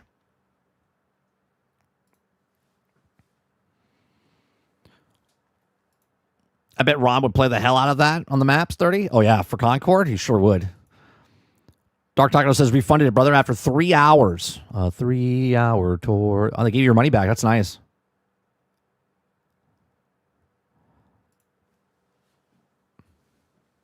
Jason says, just arrived. Did you cover the Cosmic Invasion release date? I did not. Didn't know it was happening. You could break that story right now, Jason. What is it? What is it? What are they doing? What's the date? When am I playing it?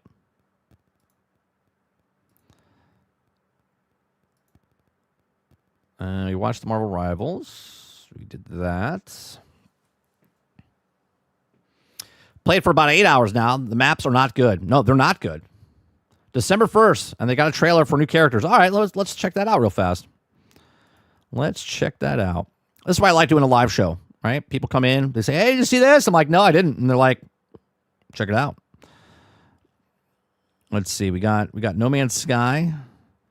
Is it in Jesus, Sean? Settle down. It's a lot of stuff. Cosmic Invasion. Oh, what is this? Battlefield 6 new Eastwood map is large. Instantly iconic war zone. I'm sure it is. I'm sure it is. Is it not? Have they not? Oh, there it is. Fully charged.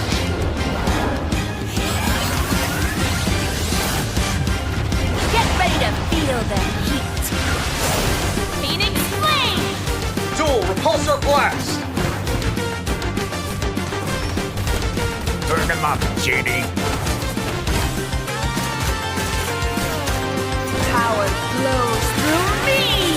I'm all over this game. Iron cannon. Fire them up, Red. Power cosmic in action. We are Venom! Vibranium blade! Case closed.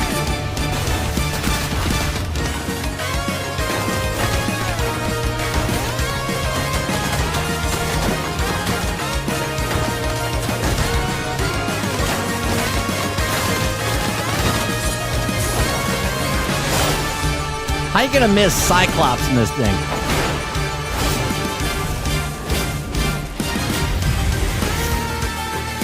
Is that everybody? 1, 2, 3, 4, 5, 6, 7, 8, 9, 10, 11, 12, 13, 14. Was there 14 or 15? 1, 2, 3. Oh, Rocket. I forgot Rocket. 1, 2, 3, 4, 5, 6, 7, 8, 9, 10, 11, 12, 13. Yeah, 15. They got to add more, right? Cyclops got to come in this thing. So they added Jean, they added Iron Man. That's the 2 new characters. It's a good roster. It's a good starting roster. It's a good starting roster. I like it. Yeah, Rocket's on She-Hulk. Can't have that many X-Men, bro. They've hit their X-Men quota. Is that what it is? When you make a Marvel game, there's you only can have so many X-Men in the beginning. Readily gets love, and I'm not sure why. He's one of my favorites. I don't know why he doesn't get in. One, he needs to be in Marvel Rivals. 100%. Okay? 2, Cosmic Invasion. Come on. Again, I say this for every Marvel game we've ever played. The more, the better. They've done a good job here. Don't get me wrong. They've done a really good job. 15's good. Okay? Would have been nice for 20. Okay? Would have been nice for 20. Okay? You put Cyclops in here. You put let's see, who else would we need here? Who else would stick out here and be really good? Obviously, we don't need Thor, because Thor, we got Beta Ray, whatever his name is. My brain went dead. I like that Silver Surfer's in here. I like that. Okay? There's certain people. She-Hulk. I mean, I would rather have Hulk, but, whatever. She-Hulk's in there. Ant-Man, they could put Ant-Man in here. Ant-Man would have been a cool character to put in, where he shrinks and whatnot. I would love to see that, and also Marvel Rivals as well. So that's cool, though. At least we got something. I think it's a good lineup. I mean, it's probably going to be like $30 game. 15 characters is amazing for that price. I hope they do the DLCs like they did for Teenage Mutant Ninja Turtles and stuff like that for other characters. I would purchase it. Yeah. I would purchase it. This game right here is a day one buy for me. Not pre-order, day one. It's not asking for $70, right? It'll probably be $25, $30. Maybe $35. But you know what I'm saying. If we had 2025, it would have been better. Of course. It's always better if they have a little bit more. I think when you make a Marvel game, you have to have minimum 20. Minimum 20. No matter what it is, whatever type of game it is, you need 20 guys. 20 characters in that game. That's true.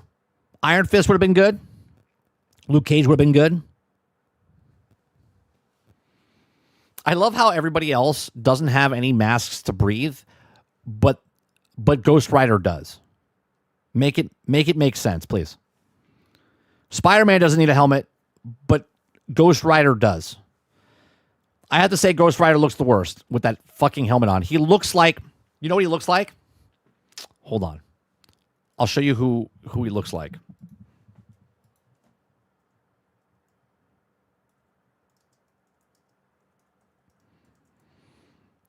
Okay. He looks like, where is he? Yeah. He looks like, he looks like this.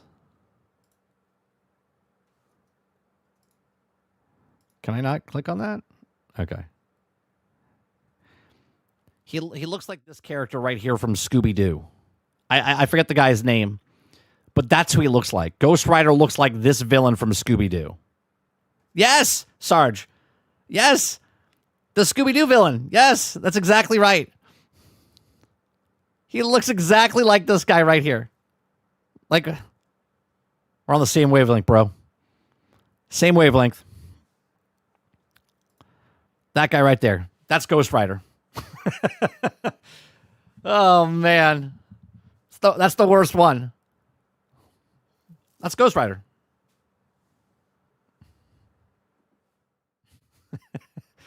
From Scooby-Doo. See, that's why you're my brother. That's exactly right. That's what he looks like. All right. Let's go to the last topic today, which is Escape from Tarkov. No, I'm kidding. It's Arc Raiders, right? We watched Dry Bear Gamers yesterday, and he has another video today that he did yesterday. Okay. The video today is, will there be character resets in Arc Raiders? Okay. Now, I talked about it last week or 2 weeks ago. Before I played Arc Raiders, I was on the cusp. I was like, I'll give it a shot. I wasn't really hyped up about the game. I was like, I don't like resets. They talked about the expedition thing where you do the resets. And I said, if there's a reset, there has to be some sort of reason to do it. And we talked about it last week or earlier this week. I said, if there's no actual reason to reset, why would I reset, right? They're not forcing you to reset, okay? They're not forcing you to reset, but they're trying to encourage you to reset. So let me just paint a picture for you. If at the end of 8 weeks, okay, I have all purples in my inventory. I got exotics or legendaries pieces in my guns, okay? I have all the high-end gear after the 8 weeks of stuff. And then all of a sudden they're like, if you do this expedition, you're going to get a cosmetic. I'll be like, I'm good. I'm going to keep my stuff. I'm going to keep my character. And now when it resets to the next season, now Eclipse reset it. Now Eclipse, we go against each other. And all of a sudden my guns are more powerful than his because I have all the attachments on it. I'm mowing him down. And he resetted it, so he's starting back off on, common weapons and whatnot, right? That's a big problem because a casual that hasn't reached that point yet won't reset because they're going to keep continuing on and they can go. But the people that can grind, they get up there fast and then they just stay there. Okay, why would they reset?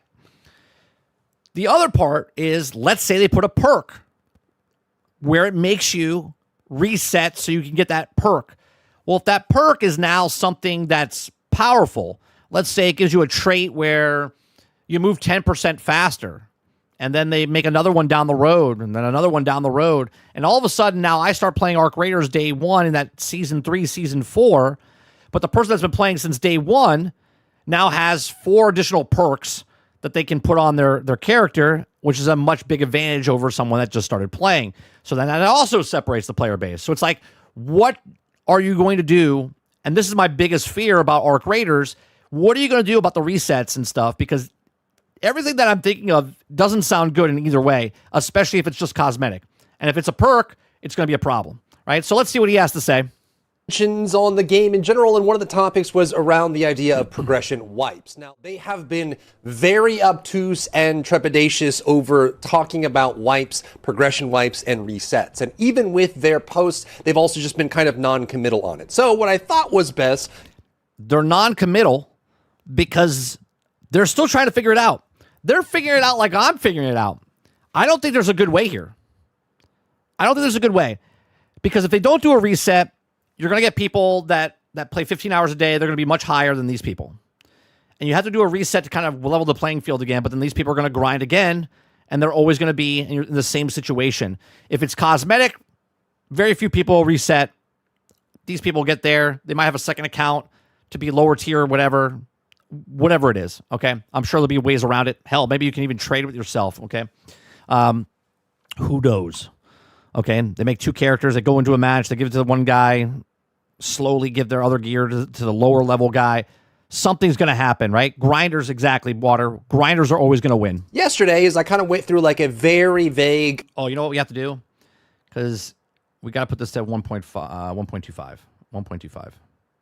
Description of what they want to do. However, it seems from the comments yesterday that might be doing more harm than good. So what I'm going to do is talk about the exact things they've talked about for the progression system. But I do want to emphasize again that they've been very hesitant on this. They've mentioned several times that this is probably going to change, and they don't know what it's going to look like when it finally gets.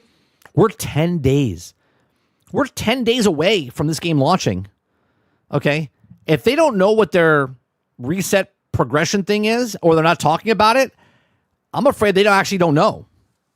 And they're just winging it. There, but let's put some meat and potatoes on the table for the people that are saying, well, wait a minute, they did kind of talk about it, and there's a little bit here and there. So if you're wondering what has been said so far, let's dive into progression wipes and resets for Arc Raiders. So from their official blog post, which I can link down below if you want to read all of it, they're definitely, from the design director mentioning that all of this is subject to change between now, launch, post-launch, and anything in between. They're also just going to be monitoring it and where they're at is on the system overall. They mentioned this is a complex topic. I mean, you had 6 years to figure it out.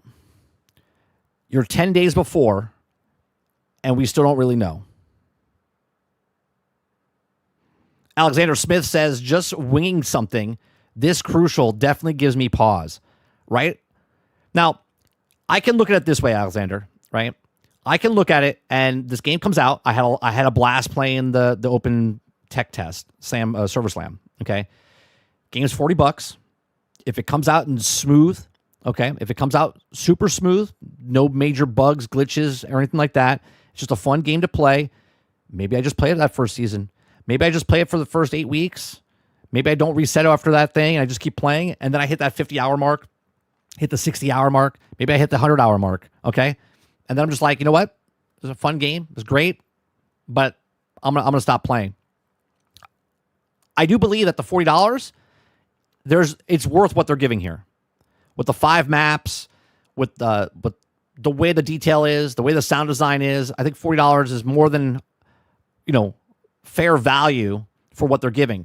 Now, as far as the end game goes and the resets and stuff like that, if I might just stop, right? I'm a person that doesn't like the reset in Diablo, in Path of Exile. I like continuing my character and progressing as I go. But I totally get what they're doing.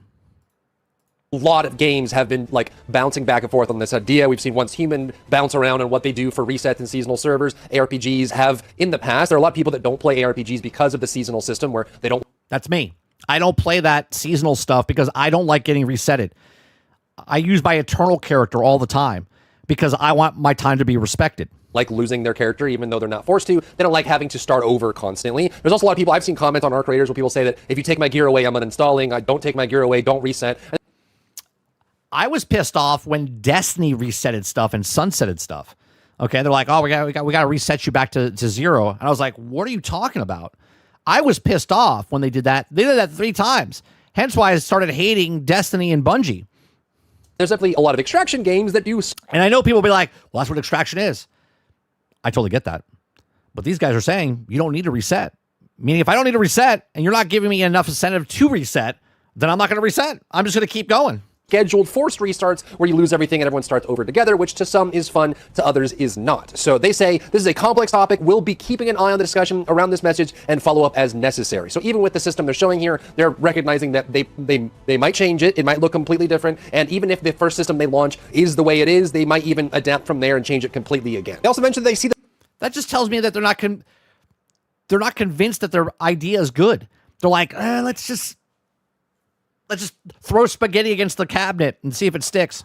the benefits of a global wipe in general. Veteran players can experience the game fresh, the economy is reset to the baseline, and all players have about the same level of capabilities, at least for a little while. This is actually super important for loot-based games in general. This happens in all kinds of games, but in loot-based games especially, you get the haves and the have-nots. It's feast or famine. A lot of people that are very far ahead can be very strong, and if you're going into a match where everyone has been playing for a couple months...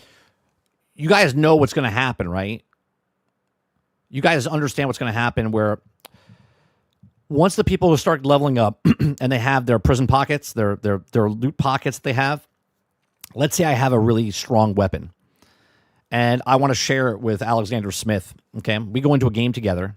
I give you this OP weapon that I have attachments and stuff because I play 15 hours a day. He only plays 2 hours a day, right? Well, I could take that weapon, bring it into the game, drop it for him. He can pick it up, put it in his pocket, okay? And now he has that weapon, okay? So now he's OP. So people could grind, right? People could grind, and then people could sell their weapons or transfer weapons over inside the thing. And then it's going to basically bust this, because if somebody doesn't reset but has all these weapons across the board and they don't reset, well, they can just be a gunsmith, basically. They could go into different rooms and different people and go, hey, here's a weapon, you're OP again, right? Like, one person's second account could be a hoarder of powerful weapons. So when the season comes, just like in Destiny back in the day, people would do enough quests but not turn them in. And then when the next season started, they would all turn them in to get higher up tiers so they could do all the stuff over again, right? They were prepping for the next season. This is all going to happen in this one, where they're like, okay, I'll pay $40, have a second account, move all the stuff over there, okay? And then when the season resets, I take all that stuff and then bring it back into the game and then give it, you know what I mean? Give it to other people again. And then it doesn't really matter if you got resetted or not, right? Gamers are going to game, regardless. Gamers are going to game. They could be doing a bait and switch. Complex topic, you fucking mean the end game? I don't know what the split is between against reset, but a portion of the crowd won't like what they announce. The problem is that they decided, the company, like if it was a forced reset, it's forced reset, but they're trying to make a game for everybody. They want the mass market to come into the game, but the mass market doesn't like resets. Okay? So like I said, I might play this game for 50 hours and then I may never play it again because of what they're doing. That's the problem. They're trying to accommodate a bunch of people, but they don't know what the answer is. At least that's what it sounds like. And maybe I'm wrong, but it sounds like they don't know what they want. Alton says, this is why I play Last Epoch. Alexander Smith says, how do they cope with the chasm of longtime players and anyone who is coming in and fresh? Sarge says, but they don't make you reset. They let you reset. There's a difference. God, bro, come on, man. But if I don't reset, then I have an advantage over the people that did reset. You got to give me an incentive of why I'm going to reset. RTM. Luke says, gunsmith and sell for real world money. That's also a possibility, right? That sounds terrible, but definitely understand that people will buy OP guns. Of course they will. Come on. There's people cheating on console with things. You don't think they're going to be doing what I'm saying? And they have everything they need, it starts to get harder and harder to run free loadouts because the people you're running There's people making spreadsheets right now. Against have purple legendary quality weapons that do a lot more damage and are way more threatening. So you end up in these awkward situations where, you know, that's why resets exist, is that people get too bloated. They need to be brought back down to baseline. Right. And for a lot of people that enjoy the reset mechanic, it is fun because what you don't lose when you reset is your knowledge and experience. And so it's kind of... Sure. You don't lose your knowledge and experience, but if they don't change the areas where the things spawn and go, then why reset? Do you see what I'm saying? If it's going to be the exact same experience after the reset and they add like a new map or a new event, but the rest of the map stay the exact same and the spawn points are the exact same, then what's the point of resetting if I can get the stuff again and I just have to grind again? That never makes any sense to me. Of like a, let's see how fast I can speed run to getting back to parity to what I was before. And let's see what it feels like to have weaker weapons or weaker augments or weaker shields or no consumables like we did when we first started running. But for the people that care about this, for all the people out there on my videos saying if they take my stuff away, I'm quitting or I'm uninstalling, I'm refunding. I see that. I see a lot of people buying the game. I see a lot of people playing the game. And I see a lot of people falling off the game once they get the reset. They do have a very big note. But is it because of the reset or is it because they've had their fun with the game? On this. Mandatory wipe does not respect the investment of those players who do not have as much time to play overall. And I think this resonates with a lot of, at least a significant cohort inside of, you know, tactical games, extraction games, loot-based games, is they don't play 8 hours a day. They're not a content creator. They're not a streamer. They're not someone with a lot of free time. They either have responsibilities or a family or something like that. They play when they can, but because they're not playing as much during the reset cycle, by the time they get to the end when the mandatory wipe comes, they don't even have that much. So they didn't really snowball at all. And then by the time the reset comes, they lose it all again and they're just like, okay, screw it, I'm done, right? So this is a very poignant... Unless you're a person, and I'll admit to this, as I was playing, I'll be honest, I didn't really care if I found a weapon or I extracted with things. It was about the interactions I was having inside the game, which really reminded me of Fallout 76. Okay. Not as the gameplay wise, but the community wise. Like as I was in the game on Sunday and I was playing with people, I just started hanging out with guys running across the map, not going for a mission. It was just going to hang out with someone and help him do his mission or explore the map and find something that's hidden. Do you know what I mean? So if the people come in and maybe they don't care about getting murdered every 5 seconds and they just want to explore the map and get the knowledge up in their head, but I don't think that's going to be a mass market of people. I think this is going to be a very, very small group of people that will stay after reset that are like, you know what, I don't mind if reset or if it does reset, if it doesn't reset. I just like the world that I'm in. Resets in general. And so, as we have done with several other mechanics, before mimicking other established mechanics, we'd like to try our own method. So again, very hesitant to lock themselves down to anything. They're saying, hey. As have we done with several other mechanics, before mimicking other established mechanics, we were like to try our own method. All right. This is the system we're But you don't want to tell us what it is 10 days before. Thinking about. It's if it works, we're going to keep it. If it doesn't, we'll go with the methods that other similar genres use. But this is what we're thinking. Like, again, very hesitant. Ideally, at the end, the system that best suits arc raiders and a larger majority of players is the one that they're going to be using. So again, more caveats and asterisks being added to this. Right, the larger majority of its players. So let's say there's 100 million people playing the game. Right, 100 million people playing the game.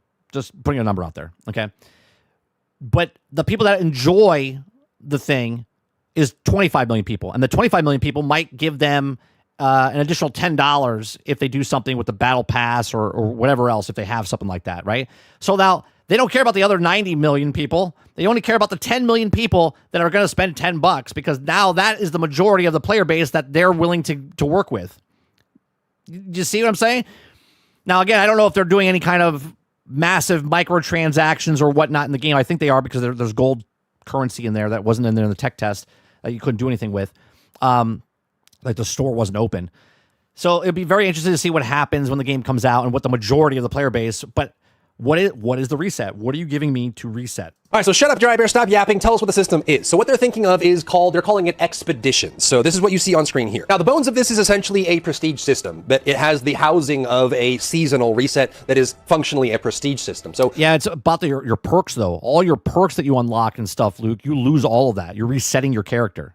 What they're thinking is an 8-week cycle. So, 2 months, that kind of 8-week cycle where you start and then you play through to the end and you'll be collecting materials, getting stronger, extracting, getting all those other elements. And by the end of it, there will be like a checklist of delivered items like springs, wires, coils, something batteries. to progress towards. Like you're collecting materials and submitting them to Speranza. Yep. And once you finish all of those tasks by giving up willingly items to the expedition, you will have the option to complete the expedition and start over with the next cycle. Now, they say here you have to reach a certain level. This may or may not be the same. I think this is probably already changed because 15 was the max before. So again, these numbers are all going to be fungible. But in general, you get to max. Is 15 max? Like when the game comes out? Level, you progress through it, submit extra materials that you normally would use, and then you get to option to personally opt into a reset that takes away your gear and items and resets you back to baseline. So operate on an 8-week cycle, and during these 8 weeks, you can contribute those rewards towards the project. At the start, the ability to finalize the project will become available and remain available for the entire week. So the start of the last week. So basically, you have 7 days at the end of the 8-week cycle where you can turn in and finalize and graduate, basically. You can graduate or prestige up to the next stage. If a player has fulfilled all the stages of the project, they will be able to commit to completing the expedition during the end of that 8-week cycle. That sounds fine. Everything that they said here sounds fine, right? So you have 7 weeks to build up your materials. You have 1 week, which is the 8th week, to turn in your materials to complete the actual objective of the expedition. That sounds fine. There's questions around like, what if you want to do it early or you're going on vacation or whatever? There's a lot of like, just date things. Like, again, like what if you're not online for that 7-day period and you miss it, even though you wanted to graduate to the next expedition? There's going to be questions around that. But that's only for if you wanted to graduate. No, you reset water, you lose your perks. Graduate, but you weren't online, right? There's obviously a situation where either you didn't want to graduate or you hadn't completed all the quests that you needed to get done, all the turn-in materials you need to get done. So if for whatever reason, at the end of the cycle, if you decide that you don't want to complete your expedition and opt in for the reset, or you haven't finished all the requirements, it will be kept and carry over to the next 8-week cycle for the next Right, so if you don't complete it in the 8 weeks, because maybe, let's say you're short, and then the 8th week comes, you don't have enough to turn in to get the expedition. Now the new season starts. Now you have to wait an additional 8 weeks to get to that last week to then turn in the stuff. Now I wonder, at the end of the second season, and you only had enough stuff to get, you're just short of the first season.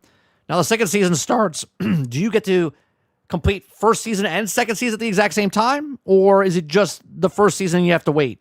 I don't know.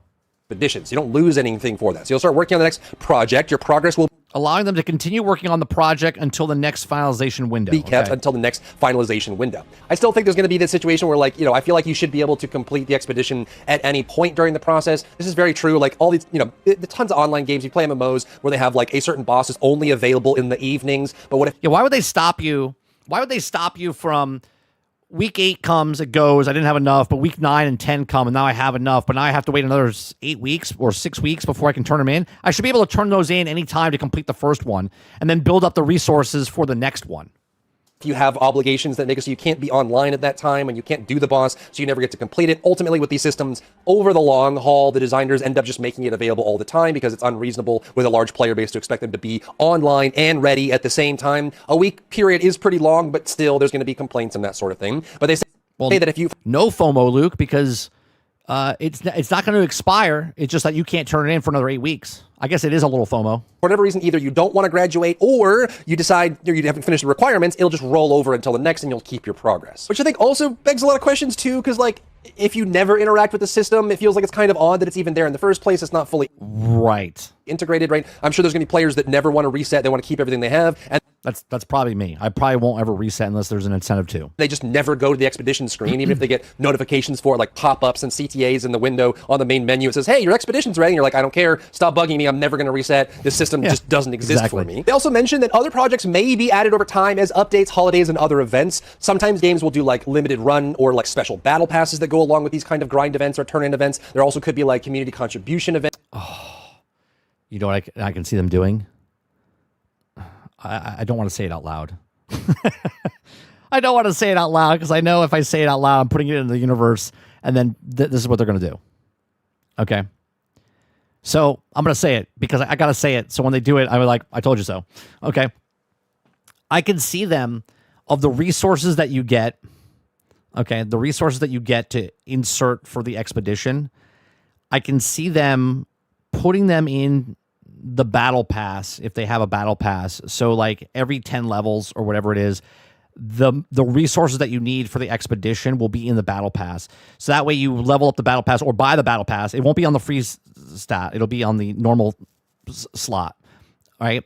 And then as you get to level 10, it'll be there. And then you'll have enough to put towards the expedition. Right. That's what's going to happen.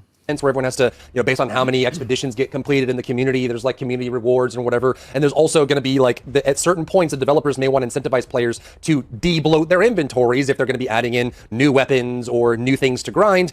You want to get, stronger attrition right before that, just so they have room to be able to do the new stuff and engage with it. And this will range in scale with reward and structure. So again, very broad, general, high-level descriptions with no actual... I get what they're doing. They're trying to keep everything close to their chest because they're trying to get people excited. They don't want to tell everyone yet. You're going to buy the game and then get disappointed afterwards, but you already have the game, right? And hopefully the game is fun enough to keep you engaged with the game, and then this is something else on top of that. Details here, but they mentioned that they might have, aside from this proposed 8-week schedule, they might have additional, like maybe 2-week run, 4-week run, special holidays, Christmas, Halloween, Easter or something like that, like a special Easter special, go around and find Easter eggs inside of raider caches all over the map and turn them in to get special cosmetics. They also have some footage here. This looks like just kind of a basic mock-up, but you can see here, this is the screen that you would see. These are the quests and steps you have to do. So you see Foundation 1 out of 6, so a 6-stage setup. You can see under my big fat head too, they have like a mock-up for a timer here too. So this would be the final week of the 8-week setup with 5 days remaining. You have all these like metal parts, rubber parts, arc alloy, battery, wires, cooling fan. So it's an attrition system. They're trying to get you to turn in those materials and complete the progress. And this is what you would need to do to complete the expedition. So you can see at the top here, at least in this mock-up, this obviously isn't final, but in the top left, you have 1, 2, 3, 4, 5, 6 pages of these entries. So a good amount. Oh, damn. I didn't ever notice that in the beginning when we showed the other day. So it goes easier, and then higher and higher you go. It gets more, it gets more rigorous. It gets more where the higher level parts, and that makes you go out in the world and collect these parts to go to these certain areas to force PvP. I totally get why they're doing this. Amount of materials. You'd probably have to spend a weekend or maybe a week getting all. Yeah, of these and only turning them in, depending on how good you are at extracting. So grabbing these and turning them in. And then once you have all of that done, you can complete the expedition and nuke your character and start over. So the next natural question is, what gets lost and what gets kept? So if I decide to turn in all my materials instead of crafting and playing the dang game, if I decide to do that and I want to do the reset, I probably will. I think it's fun to reset and start over. And we'll see we'll talk in a second what those incentives might be. But the question is, what gets lost and what gets kept? So players will lose anything inherent to their character's progress. Levels, skill items, inventory, workshop, crafting capabilities. So all of your crafting benches go back to 0 or 1 in the next season. The most obvious, obviously, is items in inventory, right? That's what you would expect, because that's kind of what they're trying to target, is the bloat of people holding on to too many items, like hoarders, basically. That's kind of the primary reason for a reset. Who you calling a hoarder? Oh, me? All right, that's fine. But what's in here as well is levels, skills, workshop, and crafting capabilities. Now, you probably felt this during the server slam, where we can only put our workbench to level 2, which means all of the green and blue materials became useless because we couldn't combine them. There's also a thing about the tech test 2 that people that only played the server slam don't realize, and that is in the tech test 2 when you had the maximum. That would suck. That would suck if they gave you bigger inventory. Like, let's say you do the expedition and they give you a better backpack. Okay, you put that backpack on, and then all of a sudden you lose it because someone murders you 5 seconds later. So you waited 8 weeks to turn in all your stuff. You resetted your character. You have a backpack now that holds 24 spots, but you get murdered in the first match and lose it. God, that would suck. Level of workbenches and stuff, you could actually, not only could you salvage to go down in materials, which you could in the server slam, right? Take a green item and salvage it into plastic parts or metal parts. In like the full version of the game, when you have upgraded workbenches and all of that, you can craft upwards too. Like you can actually go to a workbench or a vendor and take green items and combine them to make a blue item that's a crafting material. And the fact that you can go up and down the tiers in crafting materials is huge. So, losing that on a reset, it's pretty big. I think there's definitely... They have to give me something pretty big to reset my character. If I get up to level 3 on all my stuff or level 4 on all my stuff, I'm not fucking resetting. Going to be some discussions on how many of these items should be reset. Obviously, doing a full reset, meaning you lose your character level, which means you lose your talent tree, you lose your ability to craft in round, you lose your stamina bonuses. Yeah, you lose all of that. You lose all of them. You lose the things that you've picked up and passives and bonuses and stuff like that. Your workshops reset, so you can't craft and things like that. And then the crafting capabilities and everything. So this whole list here, again, with the etc. and their wishy-washy approach to this, I'm guessing... Your inventory. So wait a minute. I spent 5,000 to level up my stash. Then I spent 10,000 to level up my stash. Then I spent 20,000 to level up my stash. I spent 55,000 to level up my stash, my expansions. I maxed it out, and you're telling me I'm losing that when I reset. So I have to spend another 55,000 to level up in the next season? Some of these are up for debate on whether they actually will have this in the final version or not. Well, let me know what you think about this. Like, which of these should be included? I mean, the fact that it's optional is good. It means that people that don't like resets don't have to partake in the system at all. I have a Bloodborne flashback from Let Me Partake, if anyone remembers that enemy. But there's a question of, like, should levels be part of the reset? Should the skills be part of the reset? Should you lose your workshop progression? Should you use your crafting capability? The problem is, if everyone resets, then there is no problem. Okay? If you're forcing everyone to reset, then everyone starts back at ground zero, but then the grinders get ahead. And then the other people will leave the game shortly after, like, one season. They'll be like, I don't want to grind again. Okay? 2, if you give the choice of resetting, some people reset, some people don't reset. Well, then those people have an advantage over the people that reset it for a little bit and until they catch up again, which is, I guess, a little bit better for the total part. But as soon as that people that didn't want to reset because of the perk or whatever you're going to get, it is a whole little cycle again. Should all these be part of the reset or not? Let me know in the comments. The question is, what gets kept as well? And legally, anything that you spend money on, they can't take away from you. They get into a lot of legal trouble if they do that. So anything that you've purchased specifically or spent real money on will be preserved, and they have to do that. That's not up for debate. They can't choose. Otherwise, it's Destiny with Bungie and how they took the Red War away. To do that, they will get into legal trouble if they start taking paid things away. So all of your cosmetics, deluxe edition items, any cosmetics that you've built or purchased will be kept as part of your account. But additionally, anything that you've earned through playtime will be kept too. So skins, attachments, backpacks, hairstyles, customization options, things that are earned will be kept too. I mean, to tell you the truth, I don't like reset. I never liked reset. I've been very vocal about this in Diablo and Path of Exile and any other game that has a forced reset. I don't like a reset. I don't like doing seasons. I play the game because I might play 100 hours in the game. You might play 100 hours in one season, right? So I don't like reset. I don't know what the situation. I don't know what the solution is, because maybe they have a solution, but they haven't said what they're going to give you if you choose to reset. I think the solution is give something for the reset, but that something has to be something worth resetting for. But you can't get something that's resetted that gives you a super advantage over somebody else, because then it's just going to get worse as the seasons go on, because the people that resetting are going to have a better perk than the people that don't reset. But the people that don't reset don't have the time to reset because they just don't put enough time into the actual game. There's a major flaw with their design process here. Well as awards and achievements and rankings. So things that you've done by playing will be kept as part of that. So anything rooted solely in the metagame, which I don't know about this wording, because they say anything solely rooted in the metagame, but then they also talk about levels and skills, things that are meta progression, like above a single match. Right. That does get lost. So this is a little confusing in this phrasing here, but maybe it makes more sense to you than it does for me. So you keep all your cosmetics, you keep all your skins, you keep your achievements and your awards and everything, but all your workbenches get reset to level 1. Your level gets set to level 1. You lose all your talents. Your entire inventory and all your items are wiped, and you're set back to level 1. Now, a good follow-up to this is, what about all the account level requirements, tutorials, quests, animations, cutscenes? Like, is it going to boot me back to the... Yeah, do I have to go back and do the tutorial again? Like do I have to do all those same missions over again? Like, go kill 5 wasps and 5 hornets and go get this thing again? Like, in this next season, is it new missions, or is it the same missions I already did? Oh, God, I didn't even think about that. Intro cutscene, and I'm gonna have to figure out how to breach the hatch on a car, or I'm gonna get attacked and I have to learn how to use a bandage again. So they thought through this, at least, like that's kind of the bare minimum. After completing Expedition, players will be able to skip the majority of the onboarding and tutorial steps they went through as a new player. So it's kind of interesting that they phrased it this way too, because that tells me that rather than just saying like, hey, it's just a flat reset of like, hey, they're taking items away, it sounds like it's at like an account level, like they're kind of, ad hoc setting your account back to level 1, but keeping your earned items and purchased cosmetics. And then so it's like New Game Plus, but minus all the New Game Plus things. allowing you to skip tutorials. So it does feel like it's like a full reset outside of that. This being things like unlocking certain features, maps, and as they play through the early game, these will be available fresh from a fresh reset. So that's awesome. It means when you go to the Rust Belt and you see all the maps, you won't have to worry about the new player toggle that goes on your maps and prevents, too many players from being in your match. Question is, are maps all unlocked, or do you unlock the maps as you play through the campaign or the story missions and stuff? The baby systems or restrictions and being able to go to all the maps will be there, and you'll still will have access to all that while being able to skip the tutorials, which I think is fine. It's kind of like a secondary auxiliary system. There'll be some players that engage with it, some players that don't, and I think having that reset is cool. Like, I think you're going to have a lot of people that don't.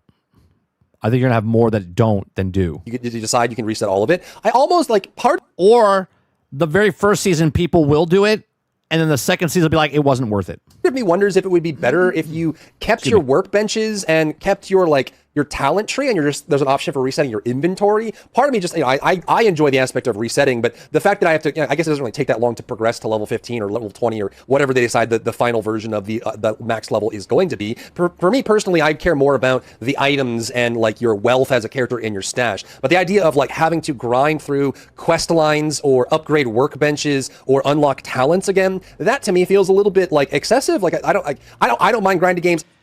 I think, Hollis, if they let you keep your stash, but everything else resets, I don't know if I would deal with that easy either.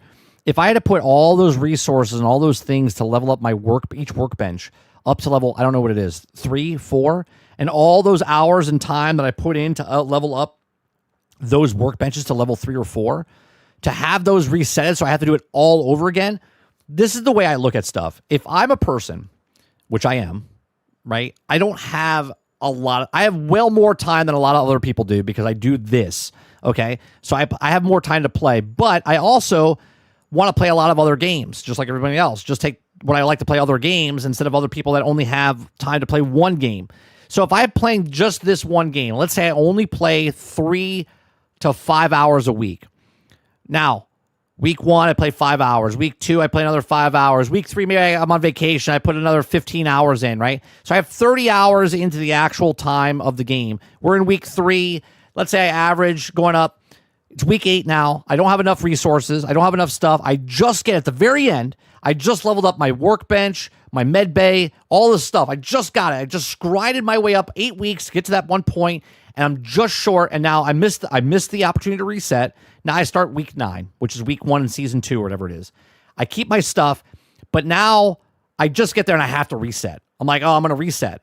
It's like it took me 8 weeks just to get there, so I barely got to use level 3 workbench. I barely got to use this weapon I just got. Now I got to reset and then do it all over again to grind again to get barely enough just to get there. So I worked 8 weeks so I can use it for 1 week type of scenario. That's not respecting people's time. People are going to be like, they'll do it once and be like, I'm not doing that again. I play tons of MMOs, Korean games, just basic roguelites and stuff like that. I don't mind doing the same thing over and over and over again. I play Star Citizen, for God's sakes. I'm relatively immune to that. But at least for me in a game like this, I don't look forward to having to grind and unlock all of my talents every 8 weeks versus, just getting better gear and being forced to use gear and weapons. That's the part that's interesting to me personally. And the next, they got to give like a blueprint of some sort. You know what I mean?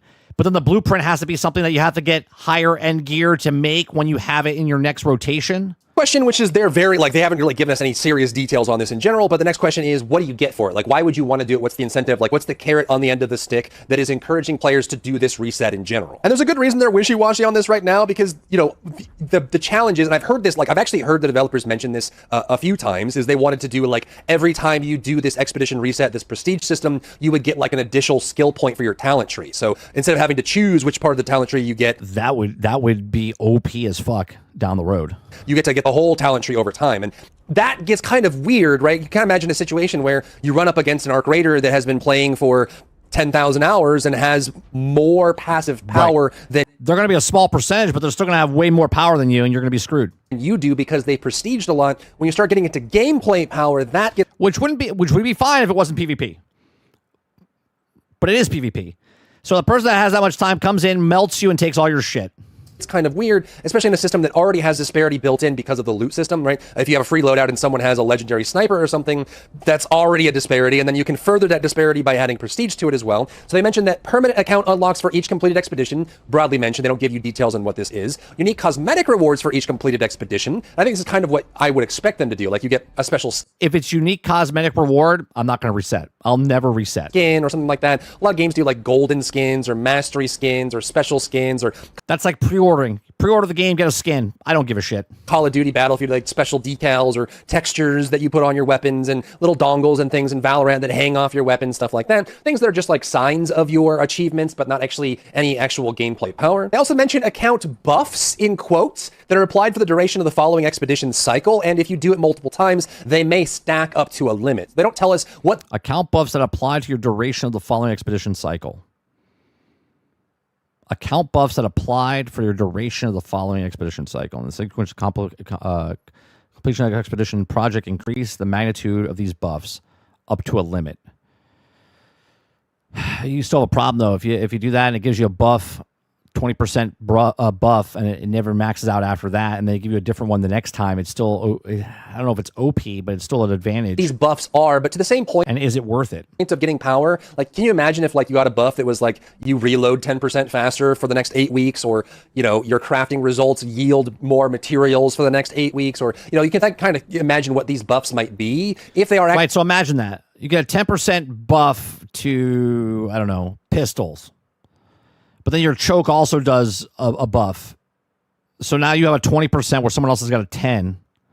It would be better if you just put that piece of gear in the world, in the map, and people to find it. Actually gameplay oriented, it does create an incentive structure where you're encouraged to do this expedition completion, right? So it depends on how powerful those buffs are. If someone decides that they're not going to do the opt-in reset, it means they're intentionally refusing the buff. And if the buff is meaningful for how strong you are in the match, when you complete this and do it, if you don't do the expedition, you're hurting yourself. Does that buff leave the following? Okay, so for instance, if I get a 10% buff to hand cannon in the game, so it forces me to use a hand cannon for the next season.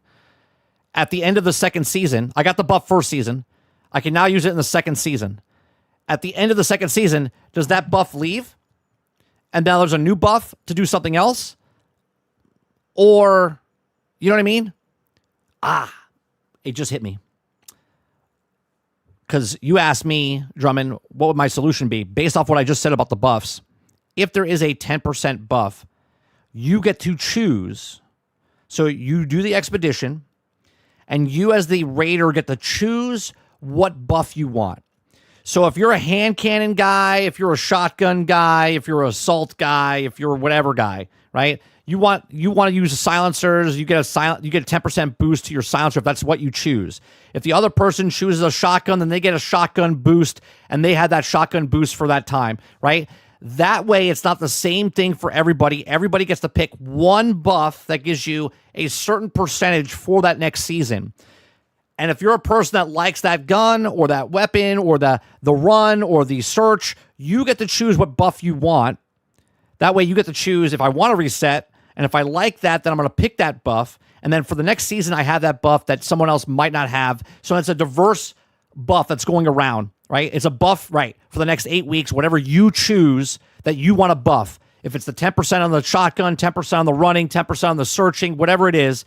And then for 8 weeks, you have that buff. And then when the next one comes around, you can choose another buff if you want to choose. But it doesn't stack. It doesn't stack. You don't get to choose shotgun again and get another 10%. So it's a 20% buff. You just get to, I like the shotgun buff. I'm going to continue with the shotgun buff. So this one dissipates, this one continues, and then you have a buff for the next 8 weeks. There's my solution. Shooting yourself in the foot. So again, this kind of leads to a lot of questions of like, what buffs are we talking about? How powerful is it? Like, does it mean that you get to identify items faster for 8 weeks? Which might have a small impact, but in some cases, if you're looting... It wouldn't be a meta, though, Jones. You would pick based on what your playstyle is.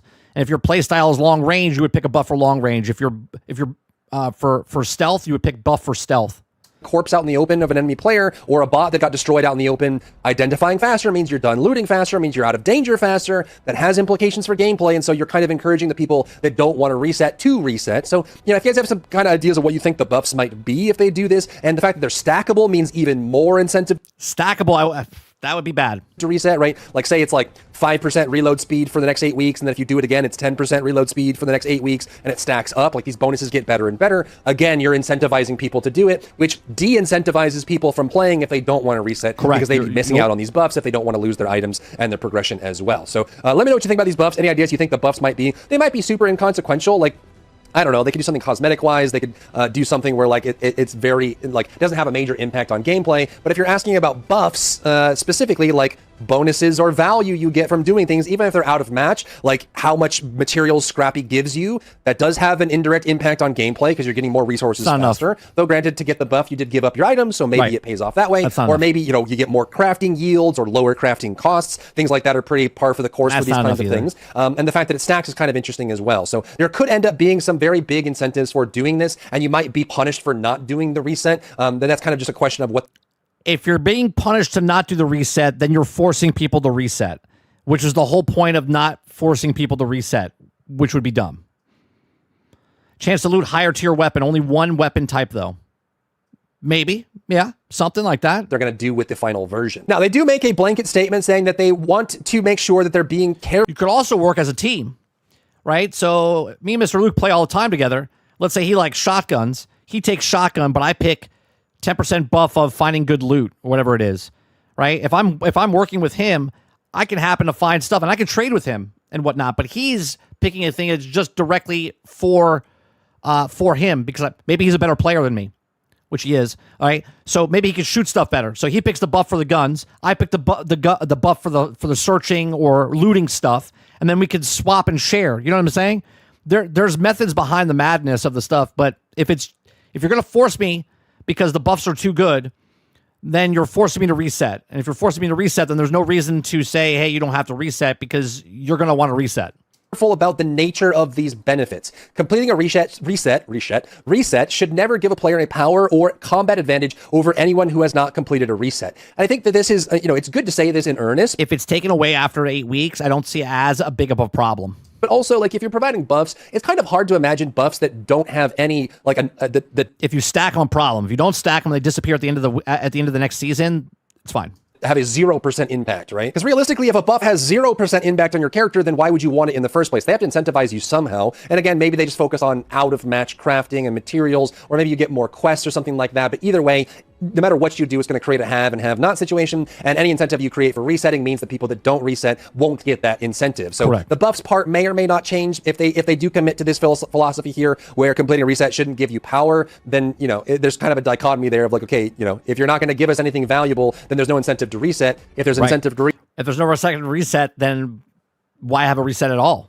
reset, then the people that don't are punished for it. It just kind of has that all there. So they're going to focus on cosmetics and bonuses, and then we'll have to see what they mean by. And the only reason the reset's there is so there's not power creep.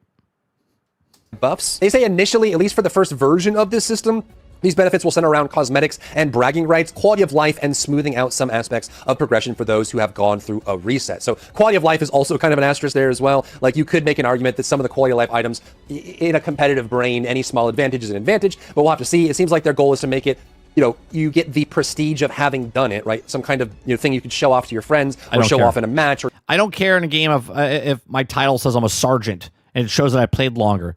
That to me is nothing. Just look cool while doing it because you've done it, but it sounds like they're experimenting with other ideas on what they want to provide for that reset. Now, their mission statement here is that they want people who are highly engaged to get the option to get a fresh restart when they get too bloated or they get too bored, right? So the fact that they can start over is a fresh one. So they want to at least have the reset option for the people that like it. And they also want people that have less time to dedicate to the game. Yeah, but think about that for a second. The people that are high end, wait, what was the word he used? Game fresh on a regular cadence while also accruing benefits, right? Highly engaged can experience the game fresh. The highly engaged people, let's just say Shroud, right? Who will put 50 hours in 3 days. Okay. The highly engaged people, he'll level out and then he'll be max level for the next 7.5 weeks. Okay. If he's bored, resetting him after the 7.5 weeks that he wasn't max level, that he's just going to get max level again in the same 3 days that he did last time, you're not gonna change anything. You're making him do the exact same thing he already did, and if he's bored, he's just going through the motion to do it. But really, all he's gonna do is PvP because he's bored, because the game itself doesn't have enough substance in it, right?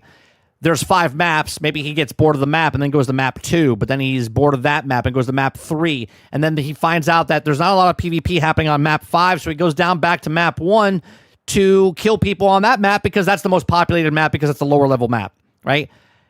You're never going to satisfy the hunger of the people that are highly engaged, and you're really just hurting the people that are not highly engaged because the people that are highly engaged are going to ruin it for the people that are lowly engaged. Fresh ones. They want to at least have the reset option for the people that like it. And they also want people that have less time to dedicate to the game, not have to worry about resetting their progress at weird intervals that doesn't fit their life and schedule. They'll always be able to keep moving forward and at their own pace if they choose, which, you know, in the system they provided here, you could just completely ignore the expedition system, never go to that tab on the main menu, never turning in materials, and then you never worry about losing your progress. You're giving up whatever buffs you may be getting or cosmetics that are there, but if you are really vehement about not losing your stuff, then that's a fair trade-off. Which now you have the advantage over the people that do reset. What do you think? Should they do actual, which breaks it the opposite direction, like forced resets, you know, on a schedule so everyone's in the same loop? One of the downsides with doing optional or opt-in resets means that, yes, the people that have a life and have responsibilities and obligations can play the game at their own pace without getting completely blown out for it.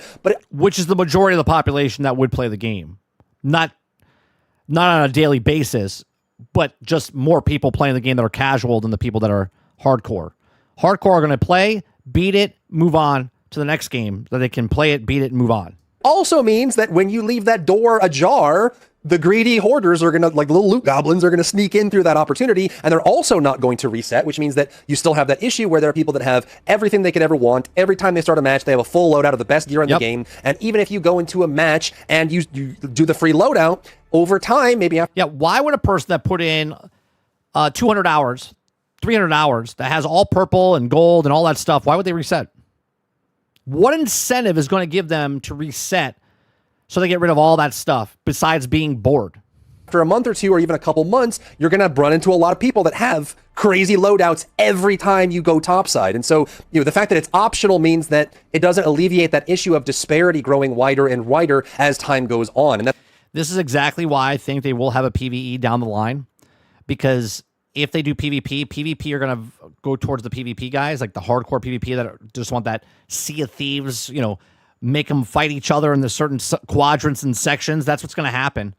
It's going to, because you're going to lose a massive player base every time you reset, because they'll do it once and go, I'm not going to do that again. Why some games do forced resets to prevent the rich people that have too much stuff and perfect loadouts from punishing the people that want to go in with free loadouts. So they're going to have to monitor it, but let me know what you think about this. Do you think that this optional opt-in system is a good best of both worlds system and could work? That the people that want to reset can, the people that don't, and hopefully there aren't too many loot goblins that ruin the experience for others? Or do you feel like it's just too much of a half measure and it's not going to work in the end, that the loot goblins are going to take over and punish people, or there's going to be They'll always find a way. Water will find the least path of resistance. too much disparity, or the people that don't want to opt in just stop playing once they have a full stash and they're done, and the player count ends up diminishing because of it? Where's your headed on that one? What do you think about this kind of, in between the Arc Raiders vibe? That's what's going to happen. What I said and what he said, it's going to get diminished, and then you'll have your plateau of your player base that'll be there. And then if an update comes, it'll go up and down, but it'll be very high in the beginning. It'll stay pretty solid. It'll slowly go down. Reset will happen. People will be like, I'm out. And then it'll fluctuate until they fix it or figure out what they want to do. They like the Venn diagram approach. They want to get as many circles and hit them in the center as possible. Do you think that this system could work? If you found value in today's video, leave a like. It's a good video. I like it. I like I said, I've never watched his stuff. We watched it yesterday for the first time. I like his insight. I'm not a developer, but I played a shit ton of games in my lifespan of 47 years, but 43 years of the time that I've been alive, and I can see this happening. And it's gonna be a problem, but we'll see what happens, because they're not going to force you to reset, but you're going to have to reset. Otherwise, the people that don't reset are going to have the advantage over the people that reset, and then vice versa. If the people reset, they'll have an advantage over the people if you don't reset everybody. So we'll see what happens. These are just my thoughts. Let me know yours in the comment section down below. Please make sure you share, like, subscribe. The links are in the description down below as well for all the people that we've went over the articles and also the video. Let's see. Luke says my Discord's not working. Okay. Sarge says, how is this a punishment? How's that a punishment? They grinded for the gear because they keep it, and they use it against the people who did reset are now considered bullying. What the fuck? Right. The people like myself that don't want to reset, if I have all purple gear, and it doesn't matter if I lose it, I have more purple gear in the thing because I grinded for 8 weeks. Why am I going to reset? I'll just keep doing it over and over, and if I feel like I'm getting too low on my purples or whatever, then I'll go in with a free loadout. But if you have a purple and you're going up against people that resetted, you're gonna dominate them. You're gonna dominate. If I have level 3s and 4 guns and they just resetted, obviously you don't know who resetted or who didn't reset, but I don't see an incentive of people resetting. So we'll see. We'll see. I want to know how the map's going to work. If you can just pick any map you want, or do you have to unlock it as you go? Like you need level 4 weapons to get into the 5th map or something like that. They'll hit a point, and then they'll reset everyone. And that's when I stop playing. Which is fine. If I get 50 hours, if I get 100 hours, and then they decide to change something, and I'm like, I love the game, but I don't like the direction they're going, I'll stop playing, which is fine, because that's what I do at any game. All right, chat. We'll be back in about 25 to 30 minutes. We're going to be playing some more Helldivers with Mr. Luke. Over on our other channel, 30 and Still Gaming. Make sure you hit that like button, hit that subscribe button. If you'd like to go above and beyond that, become a member as little as $5. We do this morning show Monday through Thursday from 10 o'clock in the morning till noon Eastern. Just have a conversation, look at stories. If you guys like it, like I said, if you'd like to go above and beyond that, you can check out our store down below. You can also check out the music that we create. You can also stream that music. You can also purchase that music. It all helps us out here. We're a very small channel, and I love doing this. I love having a conversation with you. I love talking about video games and entertainment news and stuff like that. So I appreciate you very much for coming out and hanging out with us each and every single day. Robert Jones says maps will likely be geared based. Yeah, that's right. I figured it'll be like tier 2. You have to have at least tier 2 weapons to go into that one minimum. And then so on and so forth. You can go overpower if you want, but we'll see.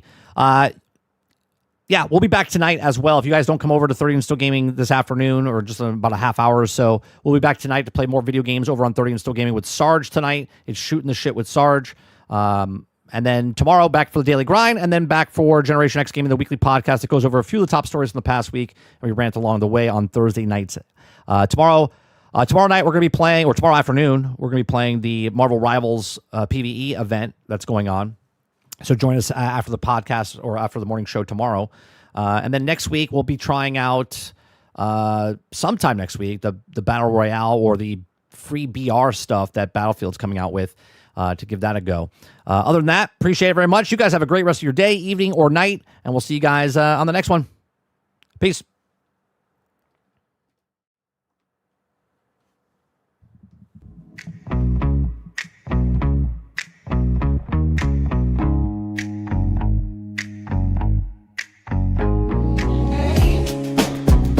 Drop it, up there again. Welcome to the world that never ends. Run, escape, open doors in 01. Browse a world where grinding was fun. Halo 2 brought online fight. Xbox Live, friends all night. World of Warcraft ruled the land. Raids and guilds, a global band. Guild Wars said no sub, just buy. Fantasy Star Online reached the sky. These five, Run, escape, Halo 2, Wild Guild Wars, Always online, patching through time. Living worlds we buy and grind. Seasons turn, the loot rolls in. Every reset we log back in. From pixel towns to battle scenes. We're chasing live service dreams.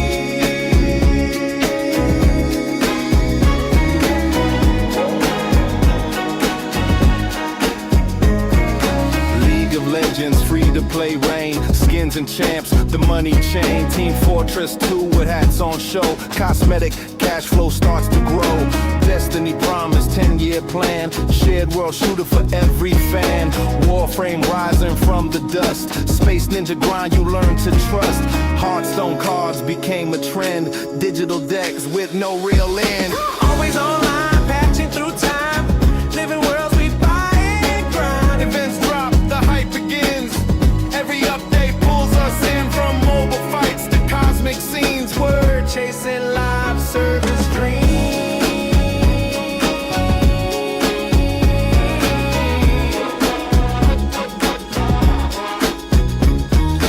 Overwatch squads and payload wars. Seasonal skins unlock the doors. Pokemon Go got us outside. Catching mons with AR pride.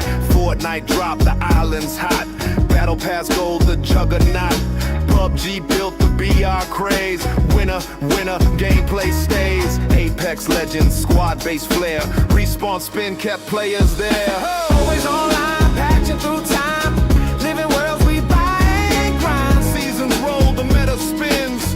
Every patch we dive right in. From payload runs to battle scenes. We're chasing live service dreams.